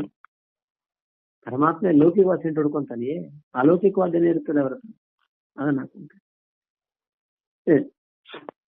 ಚಂದನವೇ ಮೊದಲಾದ ಯಾವ ಲೌಕಿಕ ಗಂಧಗಳಿವೆಯೋ ಅವುಗಳಿಗಿಂತ ವಿಲಕ್ಷಣವಾದ ಅಲೌಕಿಕ ಗಂಧವನ್ನ, ದಿವ್ಯ ಗಂಧ. ನೋಡಿ, ಗಂಧ ಅಲ್ಲ, ಅದು ದಿವ್ಯ ಗಂಧ. ಮತ್ತೆ ಗಂಧ ಅಂತ ತಿಳ್ಕೊಂಡು ಮೈಸೂರು ಚಾಣಲ್ ತಿಳ್ಕೊಬೇಡಿ. ಅದಲ್ಲ, ಇಂತಹ ದಿವ್ಯ ಗಂಧದ ಅನುಭವವು ಪ್ರಾಕೃತ ಇಂದ್ರಿಯಗಳಿಂದ ಆಗದೆ ದಿವ್ಯ ಇಂದ್ರಿಯಗಳ ಮೂಲಕವೇ ಪಡೆಯಲಾಗುವಂತಹದು. ಯಾರ ಸಮಸ್ತ ಅಂಗಳಗಳಲ್ಲಿ ಈ ಪ್ರಕಾರದ ಅತ್ಯಂತ ಮನೋಹರ ದಿವ್ಯ ಗಂಧ ಕೂಸಿದೆಯೋ ಅವನನ್ನ ದಿವ್ಯ ಗಂಧಾನುಲೇಪನ ಅಂತ ಹೇಳ್ತಾರೆ. ಮೊದಲೆಲ್ಲ ಕೂಡ ಗಂಧವನ್ನ ಲೇಪನ ಮಾಡ್ಕೊಂತ ಇದ್ರು, ಗಮ್ ಅಂತ. ಹಾಗೆ ಪರಮಾತ್ಮ ಕೂಡ ಇಲ್ಲಿ ದಿವ್ಯ ಗಂಧಾನುಲೇಪನ, ಚಂದನವೇ ಮೊದಲಾದ ಯಾವ ಲೌಕಿಕ ಗಂಧಗಳು, ನಂತರ ಸೆಂಟು ಗಿಂಟು ಅದನ್ನು ತಿಳ್ಕೊಬೇಡಿ. ಚಂದನ ಮೊದಲಾದ ಲೌಕಿಕ ಆತರ ಅದಕ್ಕಿಂತ ಅವುಗಳಿಗಿಂತ ವಿಲಕ್ಷಣವಾಗಿರ್ತಕ್ಕಂಥ ಅಲೌಕಿಕವಾದ ಗಂಧ. ಸಾಮಾನ್ಯ ಜನ ಗಂಧ ಹಾಕೊಂಡು ಮತ್ತೆ ಆ ಸೆಂಟ್ ಹಾಕೊಂಡ್ರೆ ಆ ಸೆಂಟ್ ಒಂದು ವಾಸನೆಗೆ ಒಂದೊಂದ್ಸರಿ ಅದು ಇರ್ಲಿಕ್ಕೆ ಆಗಲ್ಲ, ಅಷ್ಟೊಂದು ಗಾಢವಾಗಿರ್ತಕ್ಕಂಥ ವಾಸನೆ ಕೂಡ ಬರ್ತದೆ. ಅವೆಲ್ಲ ಕೂಡ ಎಷ್ಟಾಗ ಅಷ್ಟೇ ಚಂದ. ಓವರ್ ಹಾಕ್ಬಿಟ್ರೆ ಅದೊಂಥರ ಏನು ಅದರ ವಾಸನೆ ಬಂದ ತಕ್ಷಣ ನಮ್ಗೇನೋ ಒಂಥರ ಸ್ಮೃತಿ ತಪ್ಪದಂಗ ಅನಿಸ್ತದೆ, ಅದೇ ಇಲ್ವೋ? ಆದ್ರೆ ಇಲ್ಲಿ ಹಂಗಲ್ಲ. ಇಲ್ಲಿ ಅವುಗಳಿಗಿಂತ ವಿಲಕ್ಷಣವಾಗಿರ್ತಕ್ಕಂಥ ಅಲೌಕಿಕ ಗಂಧವನ್ನ ದಿವ್ಯ ಗಂಧ ಅಂತ ಹೇಳ್ತಾರೆ. ಇಂತಹ ದಿವ್ಯ ಗಂಧದ ಅನುಭವವು ಪ್ರಾಕೃತ ಇಂದ್ರಿಯಗಳಿಂದ ಆಗದೆ. ಮತ್ತೆ ಪರಮಾತ್ಮ ಅಂತ ದಿವ್ಯ ಗಂಧವನ್ನ ಏನು ಧಾರಣೆ ಮಾಡಿದ್ದಾನೆ. ಆದ್ರೆ ಅದಕ್ಕೆ ವಾಸನೆ ಬರಬೇಕಾದ್ರೂ ಈ ನಮ್ಮ ಇಂದ್ರಿಯಗಳಿಂದ ಅದನ್ನೇನು ಈ ಮೂಗಿಂದ ಅದನ್ನ ನಾವು ಗ್ರಹಣ ಮಾಡ್ಲಿಕ್ಕಾಗಲ್ಲ. ಮತ್ತೇನು ಅದಕ್ಕೆ ದಿವ್ಯವಾದ ಇಂದ್ರಿಯಗಳ ಮೂಲಕವೇ ಪಡೆಯಲಾಗುವಂತಹದ್ದು. ಅದು ದಿವ್ಯವಾದ ಇಂದ್ರಿಯಗಳ ಮುಖಾಂತರ ಮಾತ್ರ ವಾಸನೆ ಬರ್ತದೆ. ನಮ್ಮ ಸಾಮಾನ್ಯ ಇಂದ್ರಿಯಗಳ ಮುಖಾಂತರವಾಗಿ ಚಂದನ ಮೊದಲ ಲೌಕಿಕವಾಗಿರ್ತಕ್ಕಂಥ ಗಂಧಗಳ ವಾಸನೆ ಬರ್ತದೆ. ಅಲೌಕಿಕವಾಗಿರೋ ಗಂಧದ ವಾಸನೆ ಬರ್ಬೇಕಂದ್ರೆ ಅವು ಕೂಡ ದಿವ್ಯವಾಗಿರ್ತಕ್ಕಂಥ ಇಂದ್ರಿಯಗಳ ಮೂಲಕವೇ ಅದು ಪಡೆಯಲಾಗುವಂತಹದ್ದು. ಯಾರ ಸಮಸ್ತ ಅಂಗಗಳಲ್ಲಿ ಈ ಪ್ರಕಾರದ ಅತ್ಯಂತ ಮನೋಹರ ಗಂಧ ಪೂಸಿದೆಯೋ ಅವರ ಸಮಸ್ತ ಅಂಗಗಳಲ್ಲಿ ಗಂಧದ ಲೇಪನ ಮಾಡಲಾಗಿದೆ.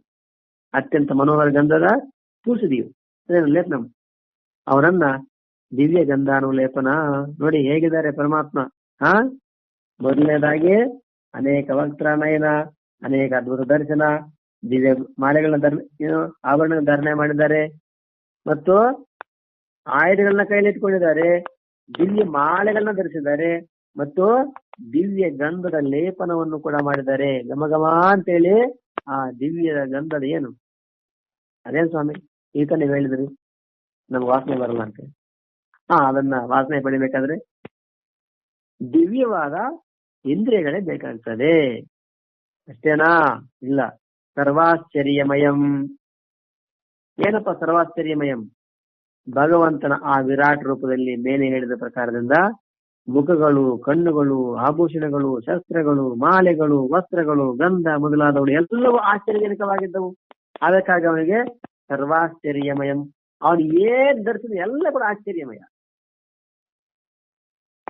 ಅದು ಅವನ ಕಣ್ಣುಗಳಾಗಿರ್ಲಿ, ಮುಖಗಳಾಗಿರ್ಲಿ, ಅದೇ ರೀತಿ ಆಭರಣಗಳಾಗಿರ್ಲಿ, ಅವನ ಆಯುಧ ಆಗಿರ್ಲಿ, ಮಾಲೆ ಆಗಿರ್ಲಿ, ಗಂಧ ಎಲ್ಲ ಕೂಡ ಆಶ್ಚರ್ಯಮಯ, ಅಲೌಕಿಕವಾಗಿರ್ತಕ್ಕಂಥ.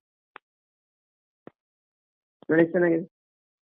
ಭಗವಂತನ ವಿರಾಟ್ ರೂಪದಲ್ಲಿ ಮೇಲೆ ಹೇಳಿದ ಪ್ರಕಾರದಿಂದ ಅವನ ಮುಖಗಳು, ಕಣ್ಣುಗಳು, ಆಭೂಷಣಗಳು, ಶಾಸ್ತ್ರಗಳು, ಮಾಲೆಗಳು, ವಸ್ತ್ರಗಳು, ಗಂಧ ಎಲ್ಲ ಕೂಡ ಅಲೌಕಿಕವಾಗಿರ್ತಕ್ಕಂಥ ಕಾರಣ ಎಲ್ಲ ಆಶ್ಚರ್ಯಜನಕವಾಗಿದ್ದವು. ಆಶ್ಚರ್ಯ ಹೋ ಎಂದು ನಾವು ನೋಡಿರದ ಕೇಳದೆ ಇರತಕ್ಕಂತ ಆಶ್ಚರ್ಯಜನಕವಾಗಿರುತ್ತೆ. ಅದಕ್ಕಾಗಿ ಅವನಿಗೆ ಸರ್ವಾಶ್ಚರ್ಯಮಯಂ. ಸರ್ವಾಶ್ಚರ್ಯ ಎಲ್ಲವೂ ಆಶ್ಚರ್ಯವೇ. ಅಷ್ಟೇನಾ? ಅನಂತಂ, ಅನಂತ. ಏನಪ್ಪ ಇದರ ಅಭಿಪ್ರಾಯ? ಯಾರ ಅಂತವು ಎಲ್ಲಿಯೂ ಯಾವ ಕಡೆಗಳಿಂದವೂ ಇಲ್ಲವೋ ಅವರನ್ನು ಅನಂತ ಅಂತ ಹೇಳ್ತಾರೆ. ಅರ್ಜುನನು ಭಗವಂತನ ಯಾವ ವಿಶ್ವರೂಪ ದರ್ಶನ ಮಾಡಿದನೋ ಅದು ಅಷ್ಟು ಉದ್ದ ಅಗಲವಿತ್ತೆಂದರೆ ಅದಕ್ಕೆ ಕೊನೆ ಮೊದಲಿರಲಿಲ್ಲ. ಅದಕ್ಕಾಗಿ ಅವನನ್ನ ಅನಂತವೆಂದು ಹೇಳಿದೆ. ನೋಡಿ, ಸರ್ವಾಶ್ಚರ್ಯಮಯಂ ಅನಂತಂ. ಯಾರ ಅಂಶವೋ ಎಲ್ಲಿಯೂ ಯಾವ ಕಡೆಗಳಿಂದ ಇಲ್ಲವು. ಅನಂತ ಅಂದ್ರೇನು? ಅವೇನು ಬರ್ತದೆ ಅಂದ್ರೇನು? ಅಂತ ಎಲ್ಲದೆ ಇರ್ತಕ್ಕಂಥ. ಆಕಾಶಕ್ಕೆ ಕೊನೆ ಎಲ್ಲಿದೆ? ಎಲ್ಲಿ ಹೇಳ್ತೀರಿ? ಭೂಮಿ ಕೊನೆಯಲ್ಲಿದೆ ಹೇಳ್ಬೋದು, ನೀರು ಇಲ್ಲಿ ಕೊನೆಯದೆ ಹೇಳ್ಬೋದು, ಗಾಳಿ ಇಲ್ಲಿ ಕೊನೆಯದೆ ಹೇಳ್ಬೋದು. ಚೆನ್ನಾಗಿದೆ. ಆಕಾಶ ಇಲ್ಲಿ ಕೊನೆಯಿದೆ ಅಂದ್ರೆ ಅನಂತ. ಹಾಗೆಯೇ ಯಾರ ಅಂತವು ಎಲ್ಲಿ ಯಾವ ಕಡೆಗಳಿಂದ ಇಲ್ಲವೋ ಅವನನ್ನ ಅನಂತವಾಗಿದ್ದಾನೆ ಅನಂತವಾಗಿದ್ದಾನೆ. ಅರ್ಜುನನು ಭಗವಂತನ ಯಾವ ವಿಶ್ವರೂಪ ದರ್ಶನ ಮಾಡಿದನೋ ಅದೇಗಿತ್ತು. ಅದು ಎಷ್ಟು ಉದ್ದ ಅಗಲ ಇತ್ತಂದ್ರೆ ಅದಕ್ಕೆ ಕೊನೆನೇ ಇರಲಿಲ್ಲ. ಅಷ್ಟು ಭೂಮಿ ಆಕಾಶ ನೀವು ಊಹೆ ಕಲ್ಪನೆ ಮಾಡ್ಕೊಳ್ಳಿಕ್ಕೆ ಅನಂತವಾಗಿದ್ದಾನೆ. ಅರ್ಜುನ ನೋಡ್ತಾ ಇದ್ದಾನೆ ಪರಮಾತ್ಮ ಕೊನೆಯಲ್ಲಿ ಅಂತ್ಯ ಇಲ್ಲದಂದ್ರೆ ಇಲ್ಲಿ ಕೊನೆ ಅಂತ್ಯನೇ ಕಾಣಿಸ್ತಾ ಇಲ್ಲ. ಅನೇಕ ಮುಖಗಳು, ಅನೇಕವಾಗಿರ್ತಕ್ಕಂಥ ನೇತ್ರಗಳು, ಆಯುಧಗಳು, ಮತ್ತೆ ಆಭರಣಗಳು, ಮಾಲೆಗಳು, ದಿವ್ಯವಾಗಿರ್ತಕ್ಕ ಗಂಧ ಎಲ್ಲವೂ ಆಶ್ಚರ್ಯವೇ. ಹೇಗಿದ್ದಾನೆ? ಅನಂತವಾಗಿದ್ದಾನೆ. ಹಾಗಾಗಿ ಅವನು ಉದ್ದ ಆಗಲ್ಲ ಎಷ್ಟಪ್ಪ ಅಂದ್ರೆ ಅದಕ್ಕೆ ಕೊನೆ ಮೊದಲು ಇಲ್ಲಿ ಅಂತ ನೋಡ್ಲಿಕ್ಕೆ ಆಗ್ತಾನೆ ಇಲ್ಲ. ಅದಕ್ಕಾಗಿ ಅವನ್ನ ಅನಂತ ಅಂತ ಹೇಳಿದ್ದಾರೆ. ಇನ್ನು ವಿಶ್ವತೋ ಮುಖಂ, ಇದರ ಅಭಿಪ್ರಾಯ ಏನಪ್ಪಾ? ಯಾರ ಮುಖಗಳು ಎಲ್ಲ ದಿಕ್ಕುಗಳಲ್ಲೂ ಇವೆಯೋ ಅವರನ್ನ ವಿಶ್ವತೋ ಮುಖ ಅಂತ ಹೇಳ್ತಾರೆ. ಭಗವಂತನ ವಿರಾಟ್ ಸ್ವರೂಪದಲ್ಲಿ ಕಂಡು ಬರುವ ಅಸಂಖ್ಯ ಮುಖಗಳು ಸಮಸ್ತ ವಿಶ್ವದಲ್ಲಿ ಎಲ್ಲ ಕಡೆಗಿದ್ದವು. ಅದಕ್ಕಾಗಿ ಅವನನ್ನ ವಿಶ್ವತೋಮುಖ ಅಂತ ಹೇಳಿದೆ. ವಿಶ್ವತೋಮುಖ ಅಂದ್ರೇನು? ಅನಂತವಾಗಿದ್ದಾನೆ, ಎಲ್ಲಾ ದಿಕ್ಕುಗಳಲ್ಲಿಯೂ ಎಲ್ಲ ದಿಕ್ಕುಗಳಲ್ಲೂ ಮುಖ ಇದ್ದಾನೆ. ನೀವು ಯಾವ ಕಡೆ ನೋಡಿ, ಕೆಲವು ನೋಡ್ತೀರಾ, ನೀವು ಎಲ್ಲೋಗಿ ನೋಡಿದ್ರು ಫೋಟೋ ನಿಮ್ ಕಡೆ ನೋಡ್ದಂಗಿರ್ತಾರೆ. ಹಾಗೆ ನೀವು ಯಾವ ಕಡೆಯಿಂದ ನೋಡಿ ಅವನ ಮುಖಗಳು ಕಾಣಿಸ್ತಾ ಇದ್ದಾವೆ ಎಲ್ಲಾ ದಿಕ್ಕುಗಳಲ್ಲೂ. ಅವನ ವಿಶ್ವತೋಮುಖ ಅಂತ ಹೇಳ್ತಾರೆ. ಭಗವಂತನ ವಿರಾಟ್ ರೂಪದಲ್ಲಿ ಕಂಡು ಬರತಕ್ಕಂಥ ಅಸಂಖ್ಯ ಮುಖಗಳು ಸಮಸ್ತ ವಿಶ್ವದಲ್ಲಿ ಎಲ್ಲಾ ಕಡೆ ಇದ್ದವು. ಇಂಥ ಕಡೆ ಅವನ ಮುಖ ಇಲ್ಲ ಅಂದ್ರೆ ಎಲ್ಲಾ ಕಡೆ ನೋಡ್ತಾ ಇದ್ದೇನೆ. ಅದಕ್ಕಾಗಿ ಅವರನ್ನ ವಿಶ್ವತೋಮುಖ ಅಂತ ಹೇಳಲಾಗಿದೆ. ನೋಡೋಣ. ಓಂ ಸಹನಾವತು ಸಹನೋ ಭುನಕ್ತು ಸಹ ವೀರ್ಯಂ ಕರವಾವಹೈ ತೇಜಸ್ವಿನಾವಧೀತಮಸ್ತು ಮಾ ವಿದ್ವಿಷಾವಹೈ. ಓಂ ಶಾಂತಿ ಶಾಂತಿ ಶಾಂತಿ. ಓಂ ಸರ್ವೇ ಭವಂತು ಸುಖಿನಃ ಸರ್ವೇ ಸಂತು ನಿರಾಮಯಾಃ ಸರ್ವೇ ಭದ್ರಾಣಿ ಪಶ್ಯಂತು ಮಾ ಕಶ್ಚಿತ್ ದುಃಖಂ ಭವೇತ್. ಓಂ ಶಾಂತಿ ಶಾಂತಿ ಶಾಂತಿ. ಹರಿ ಓಂ.